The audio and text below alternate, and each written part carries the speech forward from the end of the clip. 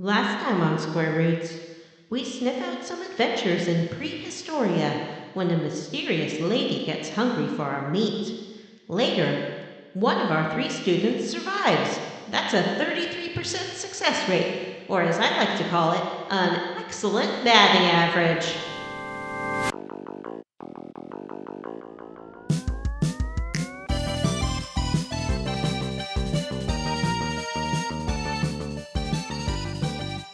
Hey everyone, and welcome to this Halloween drop episode of Square Roots, the classic RPG podcast. My name is Jim Booanks. Oh man. And I'm joined by Matthew Vampire Sant. Great. Good one. Perfect. Loved it. John, what's a good one for John? John the Jolly Ghost Brandon. Anything can happen on Halloween. A bear could turn into a pig. That sounds great. And what's a good one for Vanessa? Vanessa, I'm spooky enough as I am. Spooky Vanessa. This is a podcast where we play and talk about your favorite classic RPGs, one chunker at a time, and we are all up in Live Alive. Live Alive. Live Alive? Live Alive. Live Alive. Live Alive. More like dead. Ah, yeah. Or Live Alive question mark.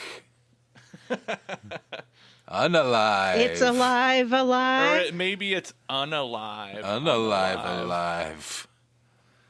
Wow. Alive, it's alive. Undead. Undead. All right. We've riffed on that enough. Should we have done it in the first place? Yeah. Signs point to no. Do you guys have any HGN? Oh man, that's what I forgot to do. Oh. Yeah. I sure do. I got some HGN. All right, Johnny. I got kind tell of us. a downer one. Oh. Reiko Kodama, who was a very influential game designer. She was character designer and game designer on Phantasy Star. She designed Alex the Kid. She died. That's sad. She was younger than. I saw that, yeah. Yeah, she was. I think she was in her 60s. Very sad. So sorry for the downbeat one, but I just wanted to recognize someone who I thought was super cool when I was a teenager and did a lot of stuff for JRPGs and video games in general. She also did Skies of Arcadia. Maybe she's a ghost now. Ooh. Wow, Jim, that's Too soon. Too soon. All right. So that's I've my got first one. bit. Yeah. I got some big old news. That's Whoa. right. Your favorite game and mine. Geralt. The Witcher is getting a remake. Oh, yeah. Witcher 1 is getting a remake. Who's not excited for more Geralt in their life? Geralt? I don't know. Geralt? The thing is, they're like, Geralt? I don't know. they say they're remaking it, and they're like, we don't know how long it's going to take. So, They've like in learned. 5 years, maybe we'll check in on them and Yeah. see how it's They going. learned from the whole cyberpunk debacle. Yeah. Well, we can all look forward to that in a decade when we're all in our early 30s. Wow, can you even imagine? I have some hot gaming news. What is it? Fallout 4 is getting a free PS5 and Xbox Series X update. So you can finally play it in glorious 4G. What? 5G. No. 5G. You play it 3D. in your mind. 4K. Wow. Oh, okay. Fallout 4 in 4K? Fallout 4K, that's what they should call it. They probably will. They should. They should call it Fallout Forky after the Toy Yeah, Story I character. agree. That's a much better idea. Ooh, I've got one. Atari Jaguar games are coming to modern platforms. Oh, finally. Wow, That's can't true. wait. Ooh. I don't think I've played that version of Space Invader. There's Atari Cards, Club Drive, Cybermorph, Evolution Dino Dudes, Fight for Life, Missile Command 3D, Ruiner Pinball, the beloved Tempest 2000, and Trevor McFur in the Crescent Galaxy. Is Missile Command that helicopter game? No, that's the one No, it with like wouldn't the be what it missiles. is. No, and you that's explode 'em. Helicopter Command. Y'all remember I that don't know, them helicopter games that were on like the Genesis, where it was Like like Choplifter isometric? and Jungle Strike, and yeah, God, those games were fun. I love Desert Strike Let's and do Jungle that. Strike and Urban Strike. Can no, we play that? no, no. I think that's fun. You know, it's good. Like, I think it's good to have access. I wish there's more developers doing retro compilations of the 32-bit era. They always stop at like 16-bit compilations. Sorry. They always stop at the 16-bit era. You never really see compilations past that of like Dreamcast games or Saturn games. You know, the stuff that's really been kind of, unless you do emulation, that's pretty much the only way to play them now. And so it's neat to see stuff from that era coming out. So I think there should be more. So yay, Jaguar games. Let's play Missile Command. Well, Tempest 2000 is real good. Wow. I have some cold gaming Uh, news. Cold as John's first piece of gaming news. Even colder. Gotham Knights. Nobody Yeah, likes that's true. it. Oh, but it's multiplayer. Poopy. I'm gonna would be definitely. kind of- Game that nobody likes. I'm definitely gonna try it for myself when it's $20. Yeah, this I'm seems sure like a it'll come Vanessa to like game, right? Pass or something eventually, like Guardians of the Galaxy did. I don't know. I hear they shaved off a lot of Nightwing's badonkadonk. So What? Yeah. Yeah. They made it flat as a pancake. Crazy. Why? And that's why the game is failing. crazy. How Yeah. could they make such a fucking basic mistake? I know. Like, it's like your character has one iconic feature. I mean, and kind you're of. not going to put it in your game? How old What's is up with Nightwing? that? I can't think of any other male. Sound like 28. Really female. I can't think of any characters that are comic book characters that are mostly known for their butt, other than Nightwing. Yeah. I think the closest you can get is Power Girl with her breasts. Or Well, that's, like that boob window. Solid Snake and his butt. Yeah, I mean it's very similar to that, Yep.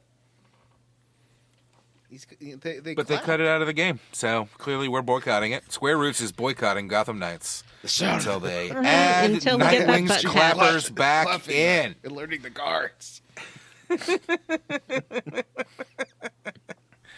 Well, I do think Butt patch.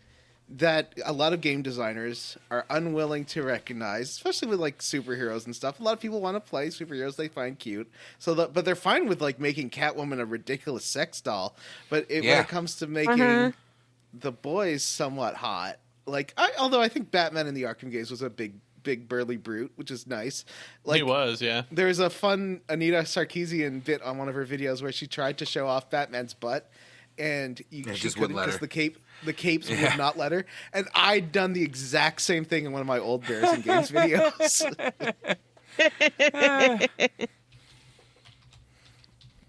Yeah, it's like, I don't know what it is. It doesn't occur to them that that's something that the audience would be interested in, or How? they're just so afraid of, like, I don't know, appearing to be interested themselves in the butt that they won't render the butt. Yeah, it's really weird. Well, It is weird. we all agree that it's a but- blown opportunity, it was- and we're boycotting Gotham Knights. I think it was taking up too much of the modern console's processing power to render that luscious ass. Yeah, you might be right. It might just be an issue of like even the computing power of this newest generation of consoles can't handle that ass. Catwoman she was gross in the Arkham games. I Yeah. It didn't was. like it. It was gross. Her shirt was unzipped for no reason. It was her like her it doesn't make sense for the basic character. wear a suit walking like animation that, was like I like to unzip it a a little cartoon. It was bit crazy. to look cute. I respect she that was like, choice. wah, wah, wah, wah, wah. Catwoman doesn't want to look cute. Catwoman wants to steal jewels and protect cats. She agree needs to have with that like an statement. air vent, so because it gets hot and sticky in that. It in that really suit. does. You get real sweaty in those kind of suits. Oh, I got some special lotion for that kind of thing. I forget what it's called, Astroglide. but it's no, it's just Vaseline. specifically designed for your underboob region, and it keeps you nice and dry in the summer. You know, just it's like a special skin deodorant. I can't use Yeah, I those didn't know 'cause that they there have was zinc, underboob deodorant. and Yeah. they give me rashes. Oh, Okay, does anybody have anything left? I don't think it was a big gaming No. news week, to be honest with you, unless we're forgetting something obvious. Maybe we are. Jim, have you played Maybe A Plague we Tale are. yet? Is that a thing that's out? What about you played it Torn? Scorn. Did you talk about it? I don't remember.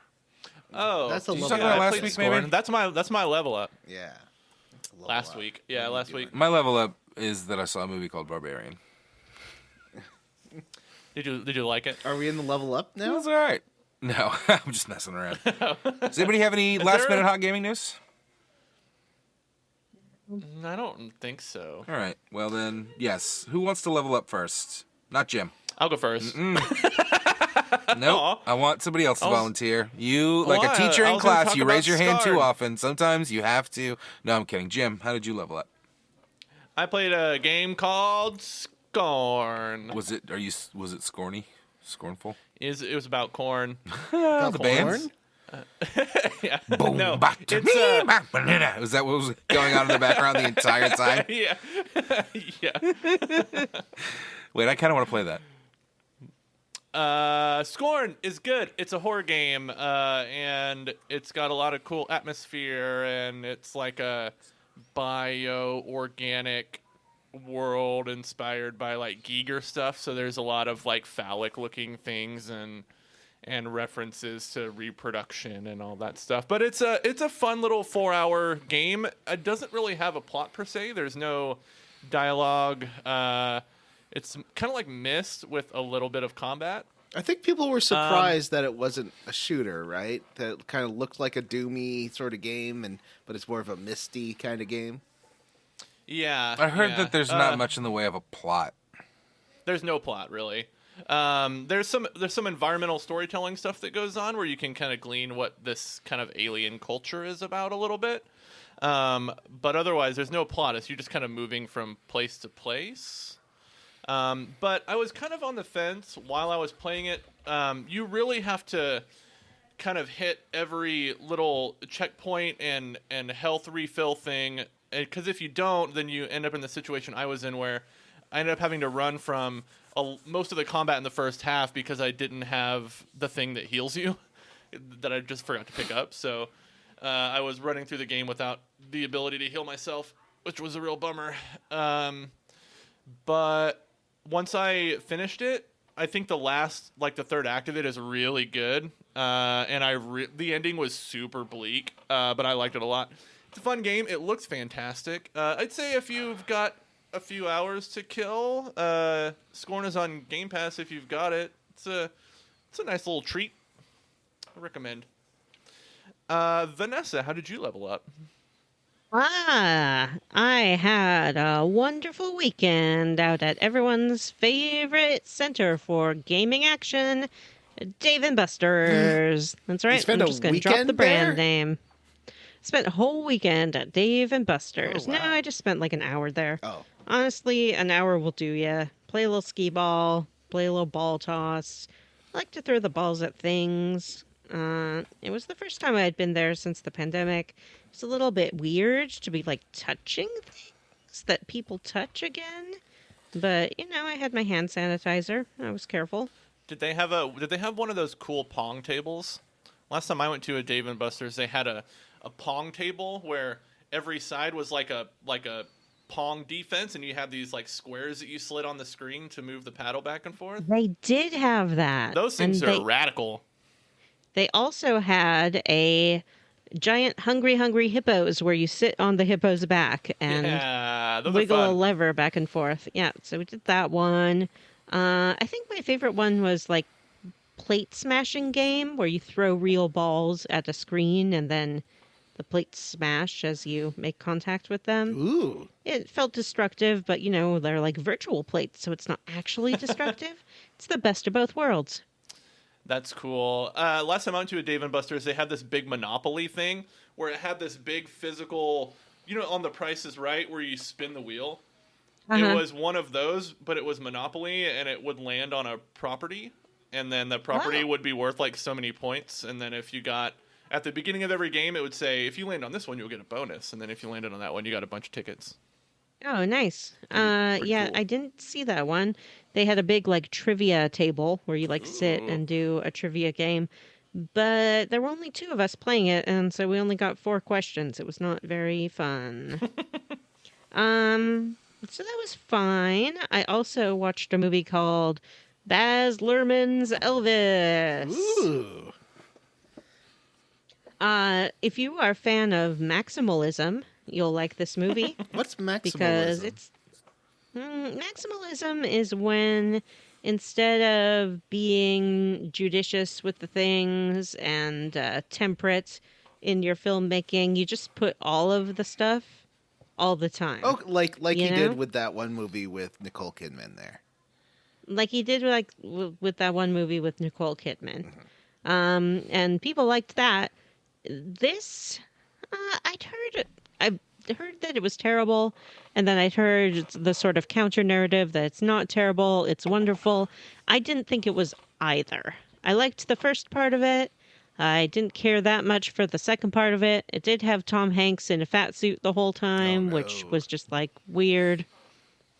The early And he's also reviews doing that I saw of that, which I think is probably the first review you saw, because it was really early, and I sent it to the group, was vicious about the movie, and it made me laugh a lot. Yeah, I don't know if it deserved that. The young man who played the titular role, and I do not remember his name right now, and I It's don't Elvis care to look it up. Presley. Austin Butler. Elgort.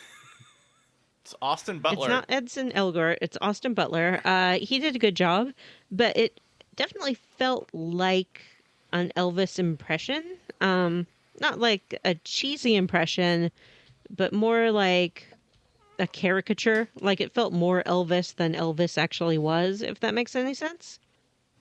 Yeah. There were some moments of it that I liked. I really liked the use of contemporary music to sort of convey to a modern audience what certain areas of Nashville were like. I thought that was really cool. But ultimately, I'm just not that interested in Elvis. I think he's fine. But aside from being a good singer, he didn't do that much. Is he So fine? No, I think that I know that he was a sex symbol at the time, but for people like me in our early 20s, it's like you just gotta grow up with this image of Elvis on a weird clock or something, or cartoon characters doing an impression of Elvis. He doesn't feel enough like a real person to me to be like, oh, that guy's cute. And that's probably not fair in some ways, but that's how it is when you become an icon. What can you do?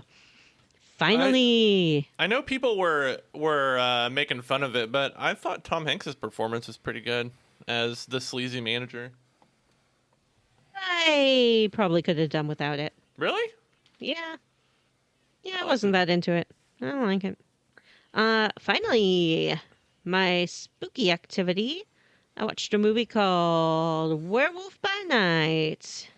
Werewolf by night. It is a special Halloween special. It's a special. It's a Halloween special on Disney Plus from the people at Marvel Studios, who brought you things like Iron Man and Iron Man 2. It's good. It's really good.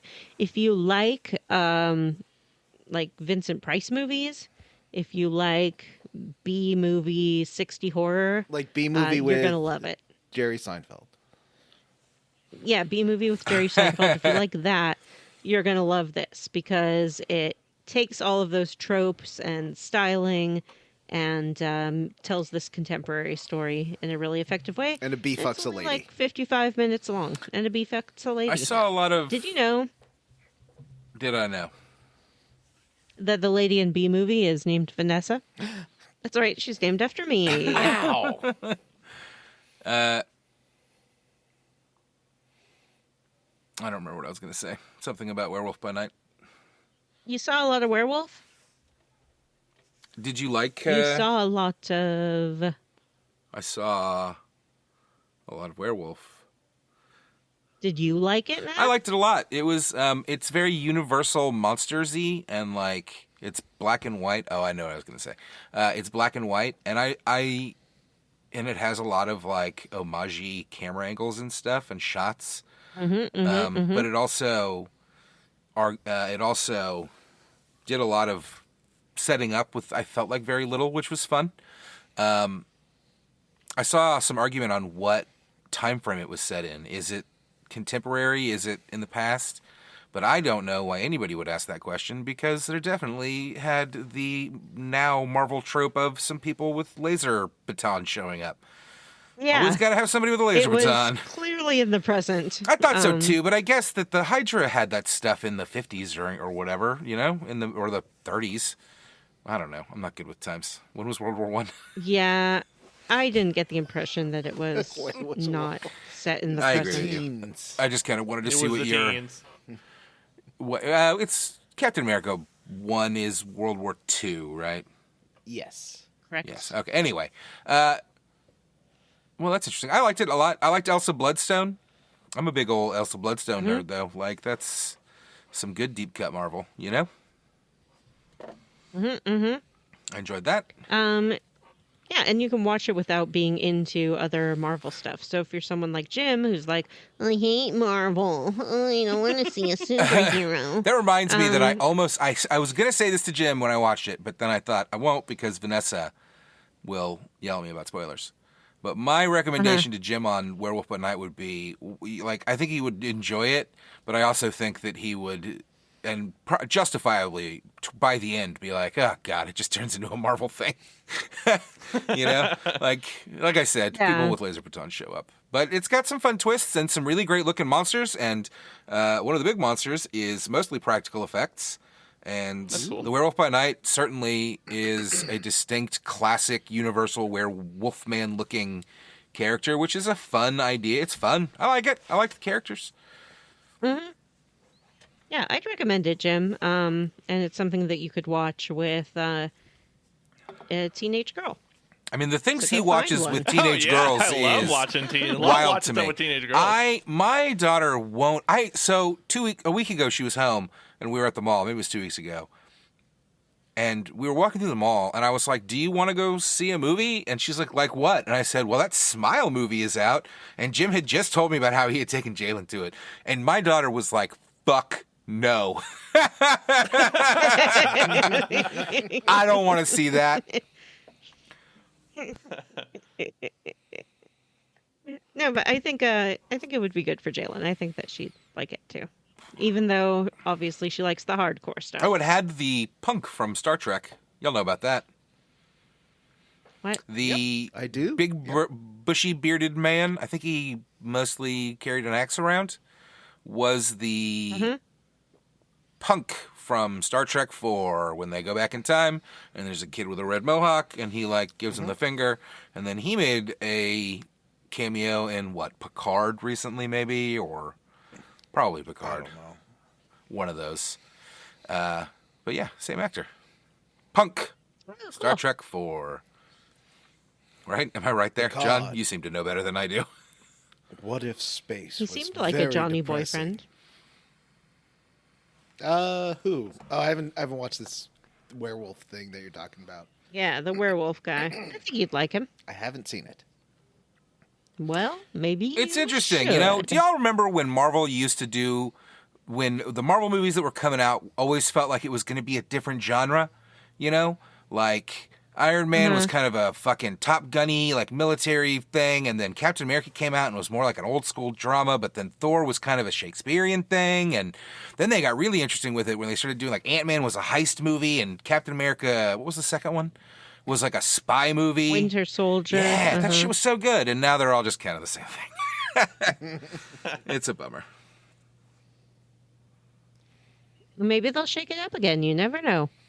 They seem to be kind of doing that with the TV shows, that they're all pretty different. Like, Yeah. They have been. That's true. Definitely, particularly She-Hulk really went out of its way to be like, this is a 30-minute comedy, not a fucking hour-long drama. And I really respect lawyer that. show. Yeah. Love a courtroom drama. Anyway, I'm sorry. It was Vanessa's level up. I feel like you had one more thing. I think I'm done. I don't think I had one more thing. No. I'm all done.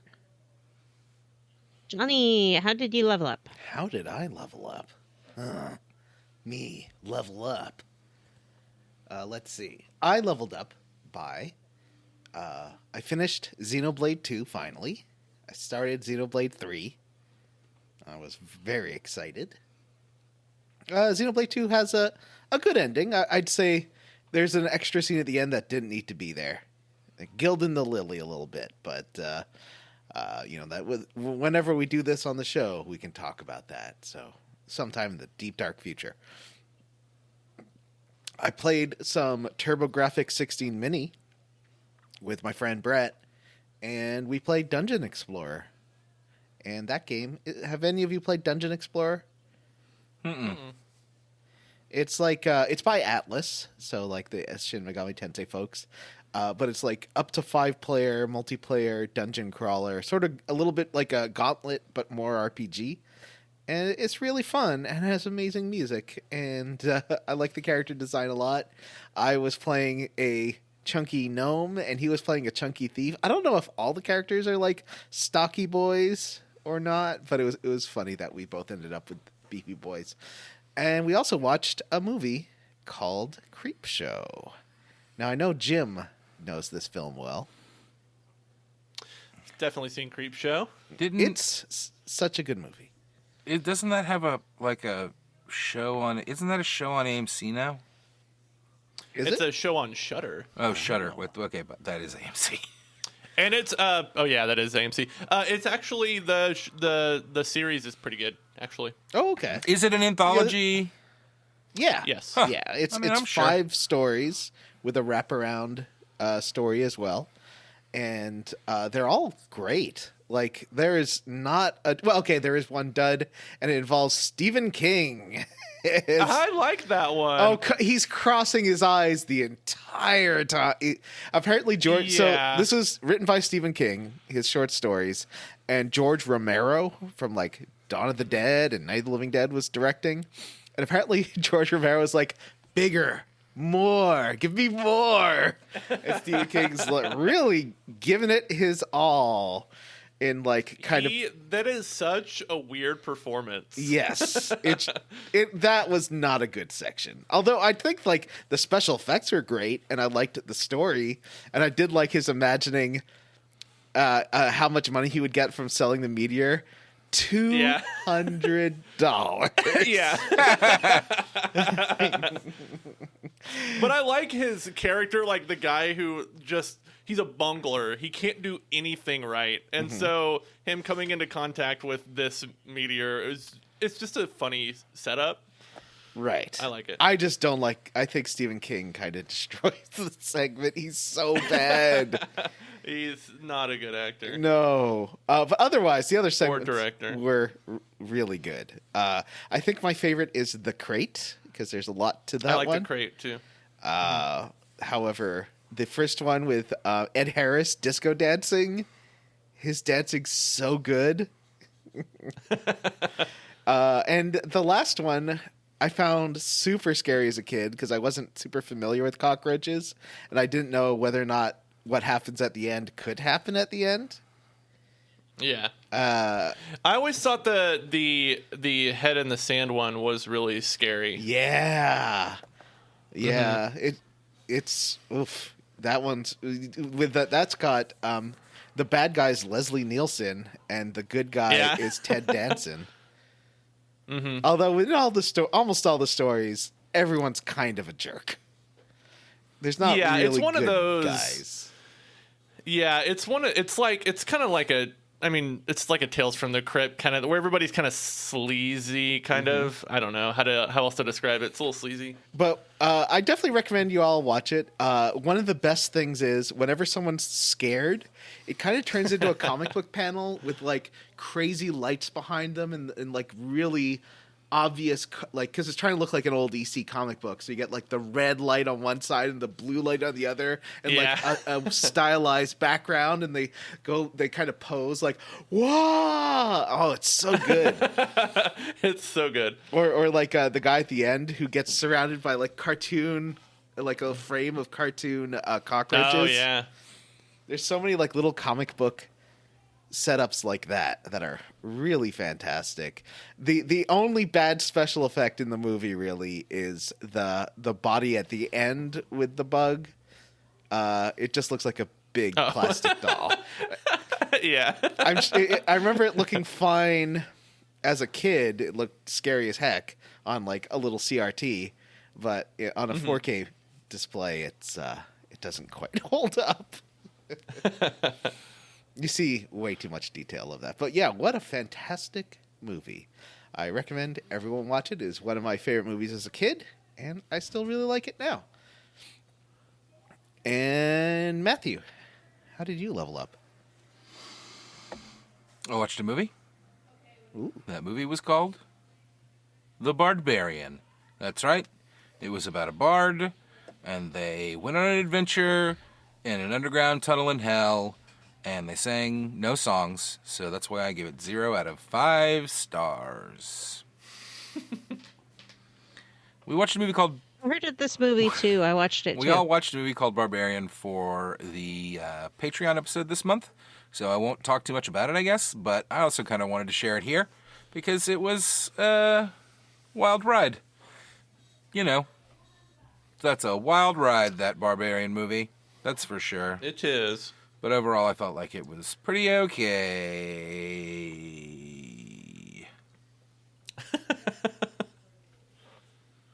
I was thinking about some of the things I said last night about some of the like horror homage shots and like really gory shots, and I was like, I feel like Jim and I were having the reverse conversation of when we talk about Marvel movies, and I'm like, yeah, it ends in a CGI punch fest. So I kind of wanted to call myself out on that bit. But anyway, Barbarian, what a great movie that you should maybe watch. I don't know. Hey, has anybody watched that great Andor show that's on? No, but I've heard it's great. Great. I didn't like it as much at the very beginning, but... So I guess that they're doing like... It's an 18-episode season, and it's being shot in 3-episode arcs, and the 3 arcs are all shot by one director. It's like a Doctor Who. And I think that it is really... I didn't like the first arc very much. It didn't do a lot to hook me, though a lot of people did. So, you know, take that with a grain of salt. But I certainly thought the second arc, and now we have dipped into the beginning of the third arc, have been phenomenal. Like, really just great stuff. Like, great drama. There's an episode where there's no action, just, like, character drama, and it's riveting. And now this current arc, which I think episode 8 is the newest one, has some phenomenal, like, 80s, like, 70s, synthy, EDM-style music, like, background music that is really, like, is earworming into my brain. You know? It sounds a bit like the music from the movie Excalibur. Or the theme song from the first series of The Adventure Zone. But it's really... sounds fucking great. And the show is doing interesting things where they're making the Empire, like, frightening, but not... but in a more relatable, like, bureaucracy kind of way.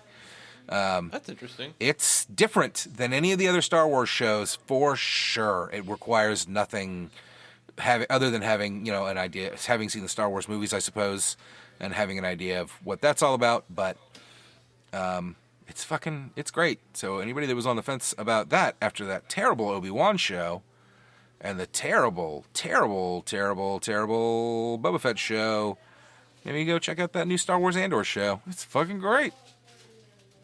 Heard it was super anti-fascist. It is. I mean, it's about the beginnings of the rebellion, basically. That's what it's really about. It's about Cassian Andor, one of the leads from Rogue One, but it's set before that. But it mostly is about the beginnings of the rebellion becoming a real thing and not just people whispering, you know? And it's great. Boop, boop, boop, boop, boop. I have some breaking level up news. Please, take it away. Vanessa, how did you breaking news level up? I was reminded by something that was said during your level up that I watched Doctor Who this week. I did, because even though I sort of fell off it in the past couple years, because I did not feel like the writing was very strong, it was Jodie Whittaker's last episode, so I wanted to see it. Got to see that sweet regeneration. And as Doctor Who fans may or may not know, Russell T Davies is coming back to run the show. So if you were a fan of that David Tennant, Matt Smith era Doctor Who, I suggest that you might want to watch this special and then watch the next little bit of series that they're going to do with it. Who's the new Doctor Who? And fun. Well, I don't want to talk about it. Oh. I just don't know. But here's a fun fact. The next season of Doctor Who, which I don't think airs until 2023, will be going right onto your Disney Plus as it airs in the UK. Oh, weird. Mm-hmm. Is it a Disney show? Weird. Does Disney own that? Doctor Who is a Disney princess now. Did they buy it, or is it they're just buying the rights from the BBC? I think they're just distributing it. Interesting. Yeah, that makes sense. I can't imagine BBC giving that up. No, it's one of their flagpole oldest properties. I didn't know you were a Doctor Who fan, Vanessa. I've never really watched it. What should I watch it? Is it amazing? Tell me the secrets of Doctor Who. I really enjoy some Doctor Who episodes. Some of them I don't like as much. That's very insightful. I like some. I like others less. That's kind of how I feel about Doctor Who's, though. Yeah. What's it? Where does it compare with the Star Trek's? Maybe Voyager. I'm not sure. It's kind of more fun, I would say, overall. They do serious arcs, but most of the episodes have some sort of fun to them. I was super into David Tennant and Matt Smith's runs. And that sort of kicked off with Christopher Eccleston, who rebooted the whole series. But if you're interested, I got into it by watching an episode called Blink. Mm-hmm. And I wrote down, I had a friend who was insisting I watch it, and she told me, you have to watch Silence in the Library, and maybe it's called Don't Blink. And I wrote it down on a Post-it, and I was like, oh yeah, I'll totally do that. And then, months later, I opened my desk drawer, and there was a Post-it in there that said, Silence in the Library, Don't Blink. And I was like, what the hell does this mean? It's in my handwriting. Why did I write myself this note? This makes no sense. It's called Blink. I would watch Blink and see if you like that. You don't need to know anything about Doctor Who to get into it. Mm-hmm. And it's actually a good kind of scary, standalone. Mm-hmm. So if you like horror, Jim, you might like that. And who is the actress who's in it? It's some actress who is quite well known. Oh, Carey Mulligan. Oh. So Carey Mulligan's sort of the star of this standalone episode. So yeah, check it out, and is that now? I'm assuming maybe it will suck you in, and maybe it will that's not. That's the newer series, the reboot. Okay. Yeah, it's from 2007. Oh, okay. It is episode 186, Blink. Mm-hmm. I got really into the Tom Baker series, and I watched it with my parents from there. That was original run. He's the one that had the big rainbow scarf, right? Yeah, exactly. So I watched This latest special ties into a lot of those older episodes as well. I've heard so that. was So I probably I kind of want. I've been saving Doctor Who to watch with someone, but also I haven't been dating enough to have a show to watch with someone. So I don't know. Maybe I should just bite the bullet and watch them. My absolute favorites are the episodes with David Tennant and Catherine Tate. I think they have great chemistry together. I'm just kind of a Catherine Tate fan in general.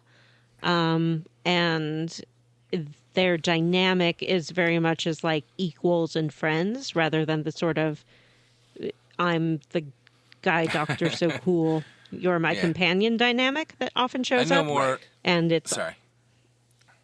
It's not romantic at all, which is pretty refreshing just to see a male-female friendship. Although, you could debate whether or not the Doctor is a man. David Tennant certainly is. So it's fun to see. It's good. They're fun and funny. I know more about Inspector Spacetime than I do Doctor Who. You know what I'm saying? Don't watch it expecting a show that will provide you with, like, continuity, because it does not. Oh, really? Yeah, I mean, it thinks it does, but it doesn't. So I often find myself like, I'll watch Doctor Who, and then if you ask me what happened on a season of Doctor Who, I could not tell you. Just enjoy what you enjoy and don't enjoy what you don't enjoy. That's my Doctor Who advice. Can I amend my level up real quick, Doctor too? what? Yes. Yeah, of course you can. I also watched a show, it's still going, called Guillermo del Toro's Cabinet of Curiosities. I want to watch it. And it is really, really, real good. 6 episodes so far have been released. What's and the premise? The cast in them, the premise, so each episode, a different director is adapting a different horror work. So like they're doing like short story adaptations and stuff. The 2 episodes that were released today were both Lovecraft adaptations. Which ones? They did Dreams at the Witch House and Pickman's Model. And the cast in them are so good. Like Pickman's Model, Crispin Glover played Richard Pickman. And the one I just watched, which was Dreams at the Witch House, starred Rupert Grint of Harry Potter fame. The first episode starred Tim Blake Nelson. It's a really good show, and the production value is great, and it's got really cool monster designs, really cool creature designs. It's just top to bottom, really, really good. I recommend it. It's on Netflix. So I think that's everybody's level up. Mm-hmm. And it's time for us to talk about the quest log. Is it a quest log this time? It is. But there is no quest log for sure.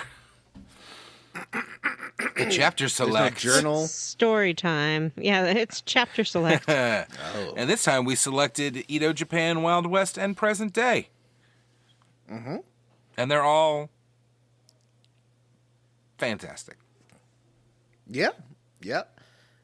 So, Edo Japan, Vanessa was very specific. She's like, you'll want to do a guide, to get the special stuff. And so, you got to follow a bunch of steps to kind of play it correctly and get the correct outcome of 100 kills.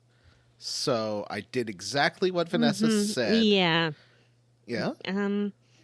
There may have been a little bit of a miscommunication. When you heard 100, I think what you did is you heard what I said, which is I gave you a digit, and then you added 2 more digits to that. Okay. But if you only kill 10 people or 1 person, it's not quite the same. Yeah. You don't get the prize. No, it's the 0 that you've added 2 digits to. I didn't kill anyone. But how did you get through this then. You have to murder everyone, like the children and the younglings and the women and the Well, merchants. see, the thing is, but you don't. You are given the option to do this chapter stealthy pacifist or bloody slaughterer. Yeah. You've got When your... I say stealthy pacifist, I mean you still fight a pretty good amount. But Oh, really? Just not any people. Oh. Yeah. So I did it just as Vanessa said and killed everybody. Everyone. Put in that gif from The Professional here of Gary Oldman. So you play as... I feel like it's not Obomaru, is it? I feel like I'm missing some letters there. Boromaru, Boromaru? yeah. Oboromaru. Yeah, who is a ninja. He's And a shinobi. Ninja. go ninja, go ninja, go. Go ninja, go ninja, go. Go, go, go, go. He's a shinobi. He's Yeah, he's a shinobi. He's a shinobi.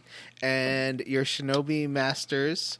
Well, they want this one guy to go, and then the master's like, you know what, you're too important. Let's, take one of the interns. And he's like, okay, well, I know just the ninja intern who can come in and do this special mission of assassinating Lord Odelu, who's going to plunge Japan into terror. So you're doing the right thing here, murdering people. And they're like, well, and you can do it however you want. You can you can bathe the corridors in blood like Sephiroth did in that Shinra tower, or you can sneak like a Metal Gear. And so obviously, How do you sneak? I chose press the Y button and you pull up a little mirror, I guess, or something. I don't know what it is. I thought it was like a kite, like a mirrored kite, maybe. So it's not the first time we've seen ninjas flying on a kite. Is that a real thing? Is that like a thing that ninjas did back in the day? Fly on kites? I feel like Are it those real? probably is not. I don't know very much about ninjas, to be honest. I've always sided with the ghosts, the mortal enemies of ninjas. Oh, are they? I didn't realize they were enemies. Is it like the ghosts Well, of the they people are. they killed? I think just any kind of ghost will terrorize a ninja. Oh, okay. So did everyone do a sneak or did everyone do a kill? I did a kill. I killed everyone. I did a sneak. I killed no one except the people I was allowed to I kill. did a sneak. Because they're not people. I did a sneak, but I killed 8 people. I did a sneak, but I fucked up. So I ended up having to kill a few people at the end to get to the end. Oh. Vanessa, I take it you did a 0. So you did a 0 kill run. Did you have to reload at any point? Yeah. I mean, I had Yeah. to. I screwed up a couple of times. I did because once I screwed up, but most of the time I found that I could actually run away from these battles and not kill the people. Yeah. So Oh, it was okay. fine. You can run if you get attacked by a minion, though. Like some people, sometimes you get ambushed by people and you can't run. But most of the time you can run. But also, you can fight ghosts, and you can just kind of hang out and grind the ghosts so that your character is leveled up.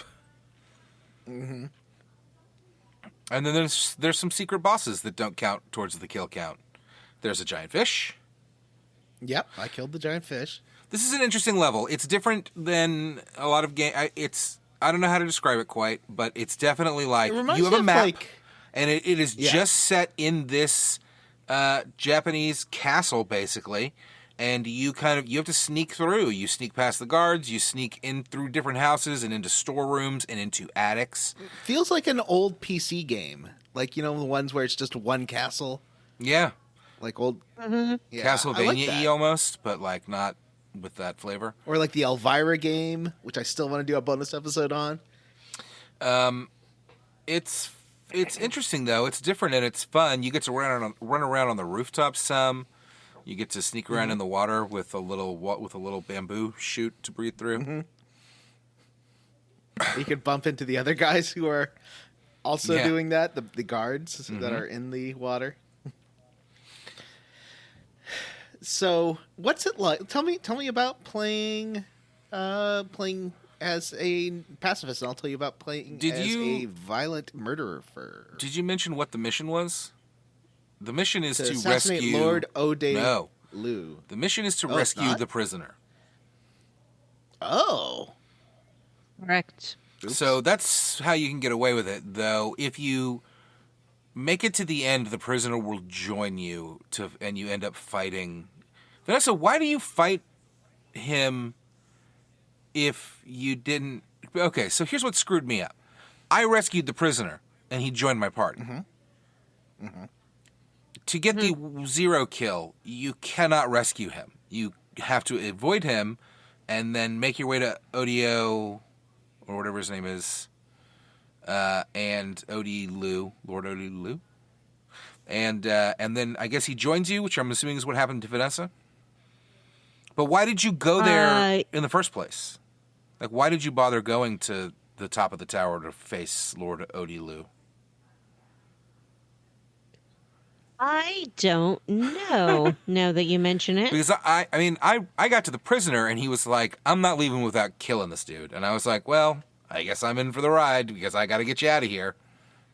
I thought that prisoner was some other guy, though. Was he not? Well, There's was like Gomon as a different prison. There's different prisoners. There's one called Gomon that'll Goemon that'll replenish chests for you, which is nice. But there is one that you can release that will join your party if you release him, or you can choose. You choose a line of dialogue, one or the other, and one he joins your party, and one he goes away. But like I said, then as you know, obviously, Vanessa, when you get to the end, he shows up anyway and fights with you. Yes, I sent him away. But for me, I was like, yeah, all right, let's go kill this guy. So where'd these go? Oh, the ghosts are in the sewer, or They're in the not storerooms, in that one the dungeon. storehouses. There's like 3 spots with them, actually, 2 or 3 spots. With ghosts. And some monsters you can fight, like some monsters in the attics you can fight. They're not lives. They don't count as lives. You fight some statues. Oh, okay. Interesting. Huh. There's some weird blue magery there where you can like take an attack. Anything that's not human. I don't know why this guide didn't tell me to do that stuff. So I was following a guide. Well, you weren't avoiding people. You were just killing your way through the palace, so you didn't have to sneak around. Did you go through the attics at all? Yeah, Oh, okay. Because there's some points where to like spawn some people that you have to kill, you do have to look through like a peephole, and it's That's true. That's right. To get to the passwords and stuff. There's a password system that we didn't. There's a password system where the password changes every time the bell rings. There's 2 passwords, it alternates, and your main character will tell you what the password is. But sometimes people will ask you for the password, and if you get it wrong, they'll attack you. There's one guy who, if you do any of the joke answers that I normally leaned on, it's like, potatoes. I do like potatoes, and they do make him great out in the mountains. And he won't attack you until you give the actual wrong answer. So it was a little tense. I was like, ooh, which one is it? River or is it origin? But I did manage to murder him. Eventually you run into a doll. I'm sorry, John. You go ahead. I didn't run into this doll at all. Yeah, you have to I guess insert your Koban into a hole in the wall, and that changes the door so that it takes you to the room with a secret boss. Did you ever manage to... And, okay, yes, after you have to have killed the puppet guy first, the puppet boss. And he drops a mainspring, and you can stick it in this doll, and it's you with green hair. And it follows you around. Huh. But he can't fall. That's cool. And he can't touch water, and if he gets hit in battle, he explodes. Oh. Yes, but the reason you want him is that you walk into a hallway that's full of guards standing in front of a door. It's the last boss room. And he'll walk over to them and explode. So Does that count as a kill? it does not count as your kills. That seems like a technicality. Well, a mouse scares it and Yeah. it runs over and explodes. So you didn't do it. You just had it with you. And now here's where I realized I had fucked up because I walked in and there were 8 samurai that attacked me, and I had to kill them. But my guide was telling me there should be a ghost in here. And when you fight the ghost, the prisoner arrives, I guess. Vanessa. Oh. And there's these... Yeah, I can't quite remember how that happens either. I wish I could. I apologize. There's some... so Lord Odelu has these demon bosses, like these guards. One is like a ghost that you know is a ghost. 3. There's the lady fighter, and then there's another one. There's the puppet guy. Puppet Master, that's it. Yeah. Do you have to defeat all of those in stealth mode? Mm-hmm. I guess you have to, because they don't count. Yeah, they don't count as people, so... Even Lord Odelu does not count as a person. Right. Weirdly, so there's there was this one thing I kept seeing, and I thought it was a samurai helmet on the floor, and the guide wasn't telling me to activate it. And it turns out it's a sleeping lady who turns into like this demon-y boss, and after you kill her the first time, she keeps coming back and chasing you around the halls. Oh, really? I guess that didn't happen to you guys. You And it get only a... counts No. I wonder if it's the same person that we got. Vanessa and I would have gotten the same thing, which is if you don't kill any women, there's a woman that will give you a maiden's sash and then leave you alone. But maybe she attacked you. Yeah, she will. You do have that lady, because what you have to do okay. to kill everyone is not kill the ladies until you get her, and then you kill her. But it turns out she's a ninja. They're all ninjas. All the ladies are like, you saw through my disguise, and then fight you. So they weren't innocent this whole time. They were all bad. Wow, That's a convenient I can't believe excuse for it. your horrible crime. Yep. And there were lizard people. It's weird though. and- The merchants that you fight are just like cowering and throwing money at you. So they are innocent. But the ladies you fight are all bad. And they all like say, "You saw through my disguise." Yeah. So, yeah, because so if you're doing the bloody run, you have to make sure you kill everyone, which involves like making sure people spawn by spying on them. And like, there's one guy who's spinning around a lady. He's like, "I love it, spinny, spinny, spin." And first you have to kill the old man, then come back later and kill the lady. It was quite silly. And there is, there's that demon that chases you around the hall. You have to kill her 13 times. Wow, that's in order to actually crazy. get one kill. Yeah.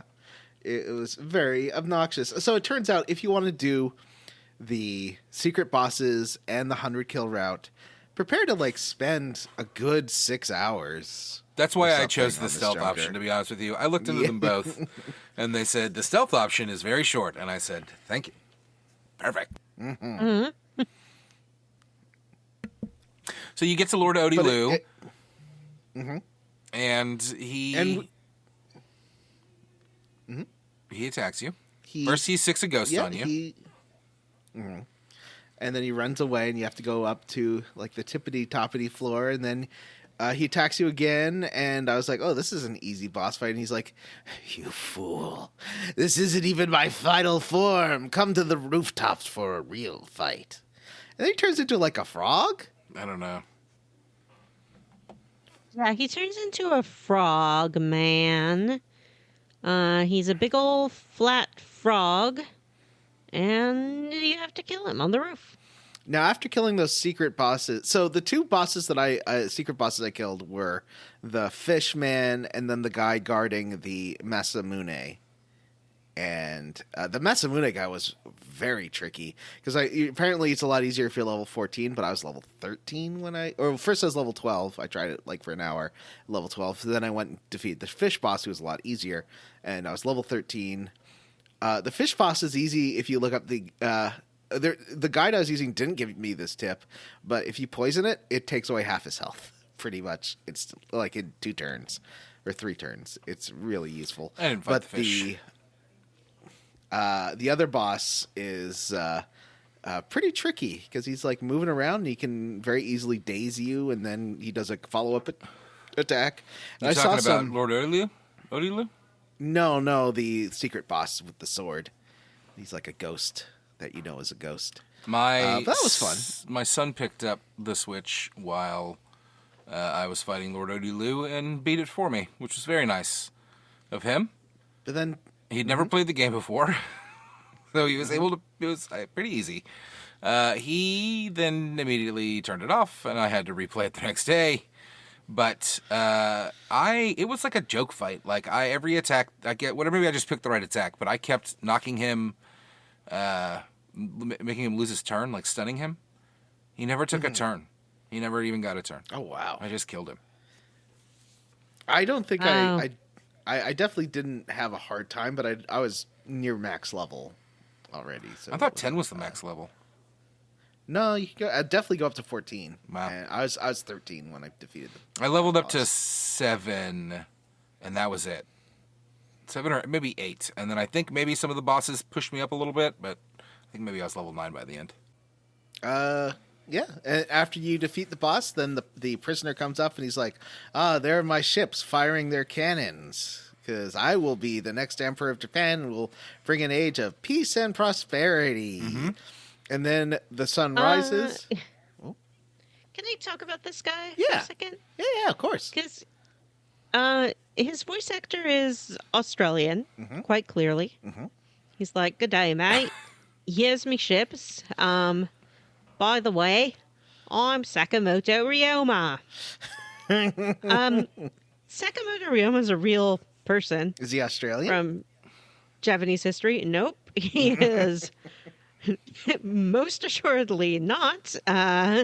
He was born in Japan and he died in Japan.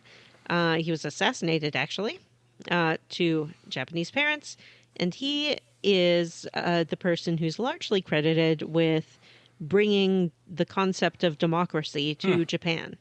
Oh. So he was really interested in the United States Constitution, and he wanted to sort of end the shogun military rule of Japan.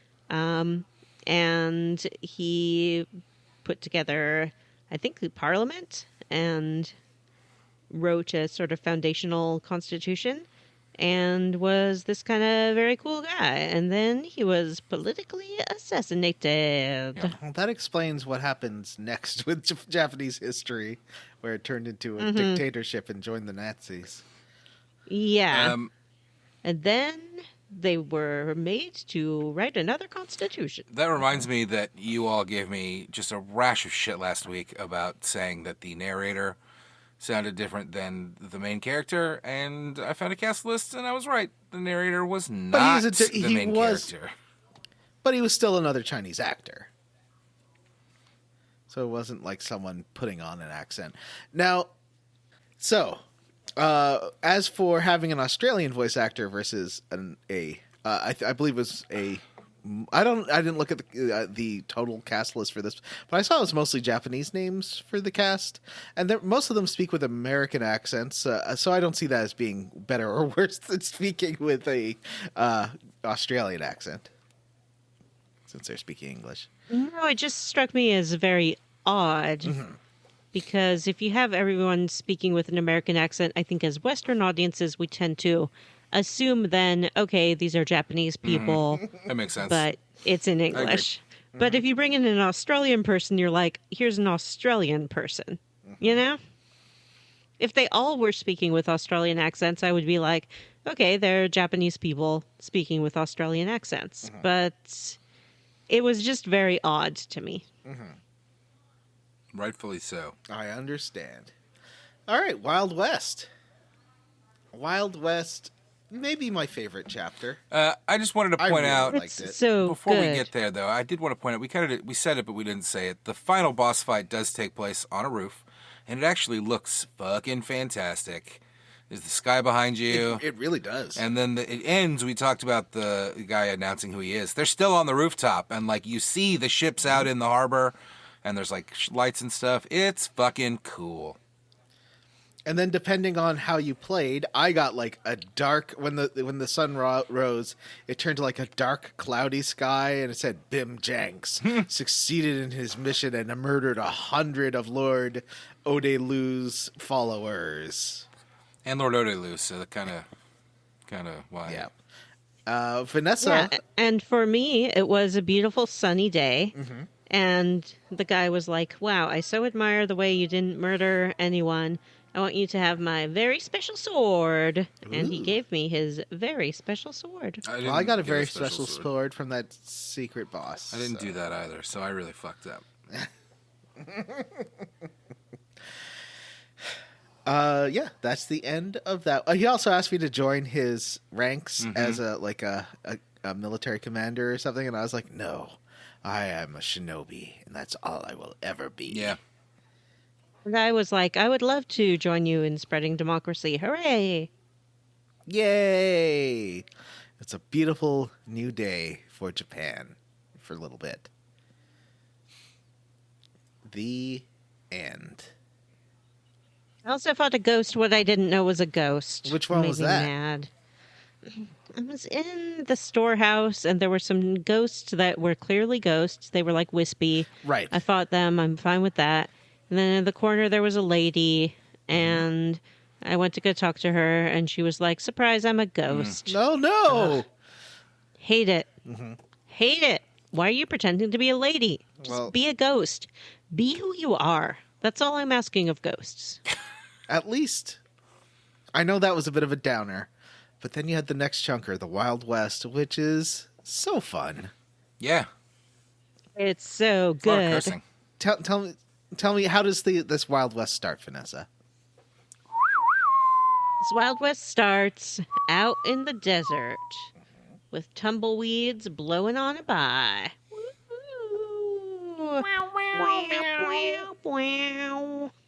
And we see this town, and a sheriff walks into the saloon, and he nails up a wanted poster on the wall, and it says, wanted, some guy. Sundown then- Kid. The Or- Sundown Kid. Or as I called him, the Buns Down Kid, because I was very sleepy. So then we cut to the desert, and the Sundown Kid is riding his horsey. And we run into a gentleman named Mad Dog, who's a spiffily dressed man. And Mad Dog's like, Sundown Kid, finally we meet. I'm going to collect the bounty on you. And they have a little shootout, and the Sundown Kid wins. And then Mad Dog's like, shoot me, Sundown Kid. End this dance. Once and for all. Let me die like a man. And Sundown Kid shoots at the guy's horse, and the horse rides away. And he's like, my horse! And then Sundown Kid rides away. And he's like, no, leave me, Sundown Kid! Oh! I felt like these So shots of the Sundown Kid riding his horse were intentional, like homages to like Mega Man boss screens with like the scrolling effect, and I don't It know. was very like Nintendo 8-bit or 16-bit kind of looking. Oh, it was really this cool. section is so pretty. Yeah. It also is the first time where they really use the camera. Like there's some like close-up shots of the saloon and the close-up shots of like the houses and the barns and stuff that are really gorgeous. And I kind of wished that like maybe like 3D Dot Game Heroes, the camera was a bit more swooping in, but they don't really. I guess they don't want to show the sprites like fully blown up to your whole screen. I would like to have seen that, but I thought it was. well, you can't. But what a pretty game! It is. It's really nice. So then Sundown Kid rides into town, a little town called Success. And he heads into the saloon. You get that classic thing of like he pushes open the doors and there's a mariachi band playing and they stop the music. Except for one guy who's like, here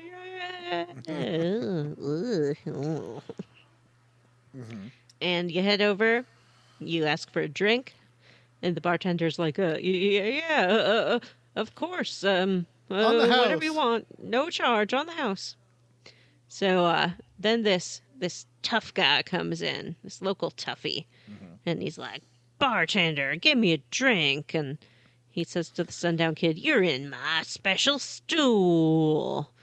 Get out of here, you. And he starts harassing Annie.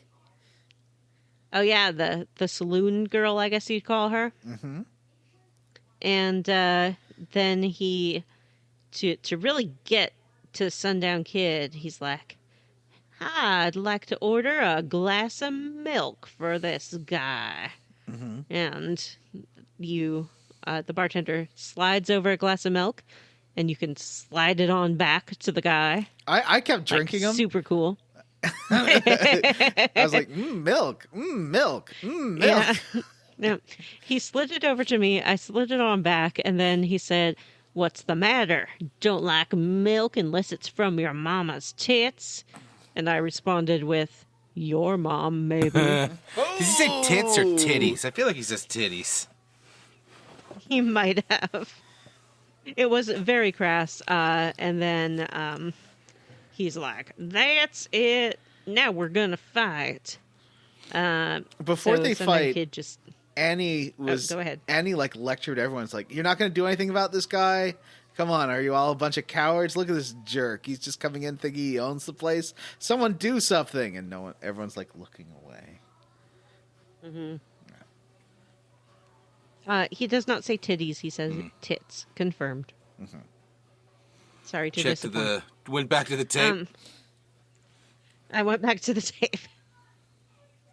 Yeah, so Annie is like lecturing the men. The men are useless. The sheriff's useless.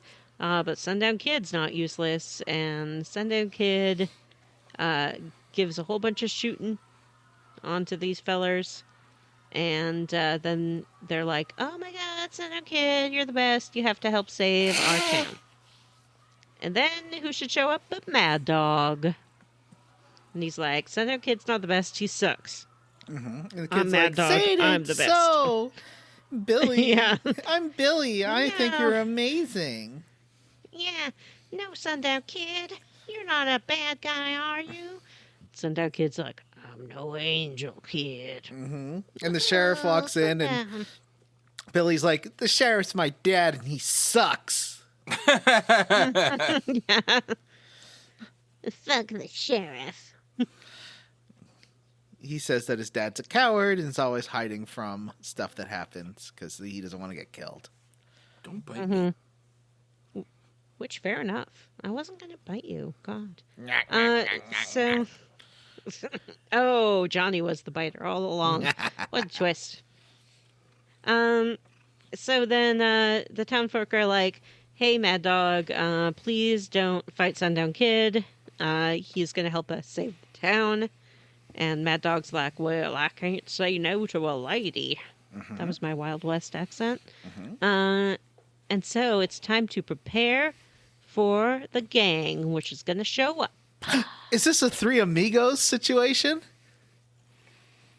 Is it a Two Amigos situation? Well, remember in Three Amigos, they helped the town by setting up traps with everybody to defeat the gang. I don't 'Cause remember they that, thought but that yes, it is a Three Amigos situation. Yay, I love the Three Amigos. Please note I have not seen it in 30 years. Yeah. It may not have aged well. Probably not. Yeah, It I don't did think not. It probably did not. I feel like there's a lot of white guys playing Mexican guys in that movie. Okay. So it's time to set up traps. Step 1, we got to search the town for things that we can use as traps. This is like a big mini game, and we're just stuck right in the middle of this fucking game. It's I loved it. great. It's pretty I fun. mean, Yeah. It's I wouldn't call it a minigame because it's like the mechanic of this chapter, really. It's about Yeah. searching for stuff to make traps a la Three Amigos. That reminds me. And It always makes me laugh, and this isn't the first game we've seen like that has this. I mean, Final Fantasy does it a ton, but it always makes me laugh. But particularly when it's like supposed to be period specific, when somebody is pulling out a gun and shooting people, and it's like a quarter health. Like, why not introduce a quick draw mechanic here, you know? Like, who fucking cares? Do we have to keep the turn-based battles for every chunker? I like that they keep the combat consistent. Yeah. I think I would get really tired if I had to learn a new combat like the last system chapter every had chapter. had the invisibility mechanic. You could have introduced like a quick draw mechanic here, something.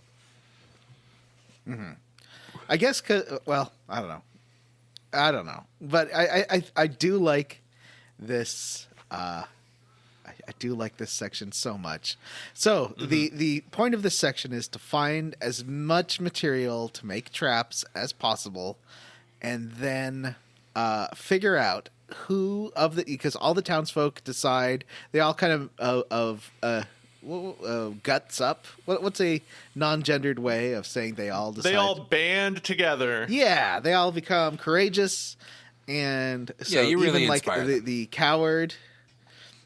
Cesar is going to do it. Even the mariachis. I love the mariachis, by the way. They're all Me too. and they're all Latino. Like, once again, this game, it's trying its best. I think they're all Latino voice actors. Although, like, not like I was looking up, some are one's Mexican, a couple are Puerto Rican. I think so. There might be some weirdness with accents. I think Vanessa's friend found that they were not consistent accents. But it was still fun, and they're still like they do speak in Spanish and stuff. I don't know. It seemed way more respectful than any other JRPG I've seen that's depicted Mexican people before. Oh, for sure. Yeah. It's a good scene. This is a great chunker. It's fun. This minigame thing is fun. So there is a timer counting down in the form of, I think it's 8 bells until dawn. And you have a timer, and every time a bell rings, your partner, Mad Dog, tells you, like, one more bell down. So you have to balance. Can I tell you a secret? Yes. I had to do this twice. Oh, no. Because why? failed so badly with the trap. I had so much time left over that I just put it down. A screen. And answered some emails. It was a screen full of enemies at the end.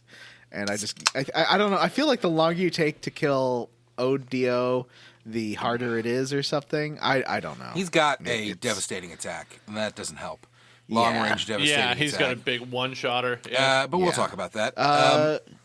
But I just assumed Vanessa would be so good at assigning tasks to all these people.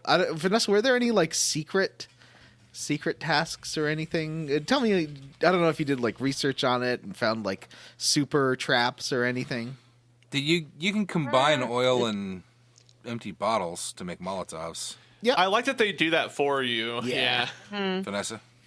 So I did find a couple of things that work best with particular characters. So little Billy gives you a slingshot, and he's like, I'm a crack shot with this slingshot, but you can have it. And you can just turn around and give it right back to him, and he'll slingshot one of the invaders off their horse for you. You found a frying pan that you can either equip as an accessory, or if you look at the description, it says, this could do a lot of damage in the hands of the right woman. So you can give that to Annie. the saloon lady. And I don't know if you noticed with the saloon lady's description, it's like, you might think it's insulting to give her a frying pan, but she could do a lot of damage with it. Yeah, that's I just equipped it. And, of course, the best trap of all, the Sexy poster. barkeeper's pornography poster. And you find the barkeep's special poster, and I didn't really understand what was going on. If you give it back to him, it's a trap. And like he hangs it up on a fence, and there's a guy that rides by it, and he looks So at it, and he flies off of his horse, and it cuts back to him, and he's like trying to crawl towards He's it. like, why would somebody hang this here? Leave it here. Weird. Yeah, he's like, why is this here? That line made me laugh a lot. Oh, there's That's something I so should mention. Weird. There is, in every chunker apparently, a father and son who make really weird cameos. Like, and so it's like a running joke that the father dies and then the son wants to avenge him. When I replayed it, I replayed the Imperial China one as Hong, and when you get to the Iron Fist temple, or training area, this boy appears and he's like, "I'm here to avenge my father," and he goes Super Saiyan and like starts glowing blue fire, but then he just explodes, and everyone just looks at him. That's funny. It's a little out of order, And but he also, go ahead. I believe he shows up at one point in the Edo, Japan. You see, like, the father get murdered. I can't remember why. I saw that. When they're Yeah, they're the rats in the ceiling. vents. In the attic. The first time you go to the attic. Oh, okay. They're not rats, but you're, they like, call them crawling around rats. And he gets stabbed by. There's a There's a samurai long in cutscene the of him room like below them. avoiding blows Yeah. and then finally getting stabbed. And then he gets one right in the Anyway, tummy. it's a little out of order, but I wanted to point out that the item collection part is kind of tough too because there are a lot of empty chests, there are a lot of empty rooms. There's even one building where that is huge, where there's one thing that you can find like in a barrel under the stairs, but Oh, yeah. So I did find, when I did the second time, I went back and just grabbed that one thing. Yes. Because I also like wasted time exploring behind the buildings, and that's why I had to do it twice. Because especially with basically the townspeople have skill levels, and they sort of talk about this, and you should give the least skillful tasks to the really bad ones, like bearing a carrot, for instance, rather than don't give the dynamite to that bad mariachi. Give the dynamite to the sheriff who knows what to do with it. Yeah. And they'll talk, like, as you're talking to them, like, the mariachis will be like, "I'm not as good as this guy in the band, but I'm better than the other guy." The guys at the bar or And- at the table, there's like 4 or 5 of them around a table, and they do the same thing where they like shit talk each other. But then they also are like, but Keith Gergo, he's fucking fantastic. You should use him. And then if you talk to, there's a woman over there too. She's like, "Don't listen to those guys. I do most of the work at the inn. Like, they can't do anything." But the end result is that if you place your traps well, you can decimate the entire Crazy Bunch gang before they get into town, other than the boss. And it is a fun scene to watch play out. Jim, is that what you're going to talk about? Yeah. What I was gonna say, Crazy Bunches are just a really it's funny silly. name. But the scene... It's like something kids would come up with. Yeah. We're the crazy We're the crazy They describe bunch. some of it, but it's like there's ropes and some of the horses trip, and there's pits and some of the horses fall in, and the men fly off and die. There's There's porno. the slingshot. There's some exploding. You can make some Molotovs, and those get tossed, and the horses catch on fire. Those explosions look pretty rad. They look good. Yeah, there's some really great stuff like that in this. Actually, I think it was in Edo that I got like a Rising Phoenix attack that was covered half the field and was awesome. Anyway, you get a lot of most of these guys. They all die, and then it's just this one big dude with a Gatling gun named Odio. It's O.DIO. This is I looked it This up is where I twice to make sure noticed. that I didn't misremember. This is right. It's O.DIO. I don't know. This is where I realized there was something linking Yes. all these bad guys together. Like Odo the dinosaur. I don't Lord remember. Odaloo. Yeah, I don't remember the name guy's of the name in Imperial China. it was something like Ude, Yeah. Udewan or Yeah. something from China.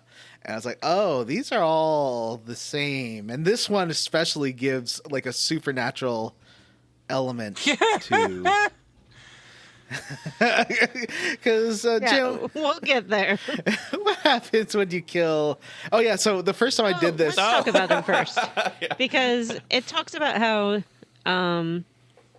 this whole Crazy Bunch gang are like survivors from a war. Clearly the Civil War. Not just any war. It's the slaughter of General Custer when the indigenous people killed all those the Union soldiers who were fighting. Who was the? They were the 7th I Cavalry. mean, that wasn't right? Union. They killed Union soldiers. That wasn't just the. No, it wasn't a Yeah. Civil War thing. I think it was just like I was wrong there first. but- people. yeah, that was just when America was murdering indigenous people like the monsters that they were. Are. Hot take. John, what did you think of this big death so- scene before we fight Odio where all of the people get blown up? Little Bighorn. That's what it is. Sorry, say that again. Yeah. Little so, Bighorn. The Battle of Little Bighorn.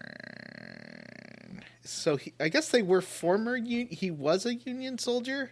Like he worked with Abraham Lincoln. Oh, was that post-Civil War? Yeah.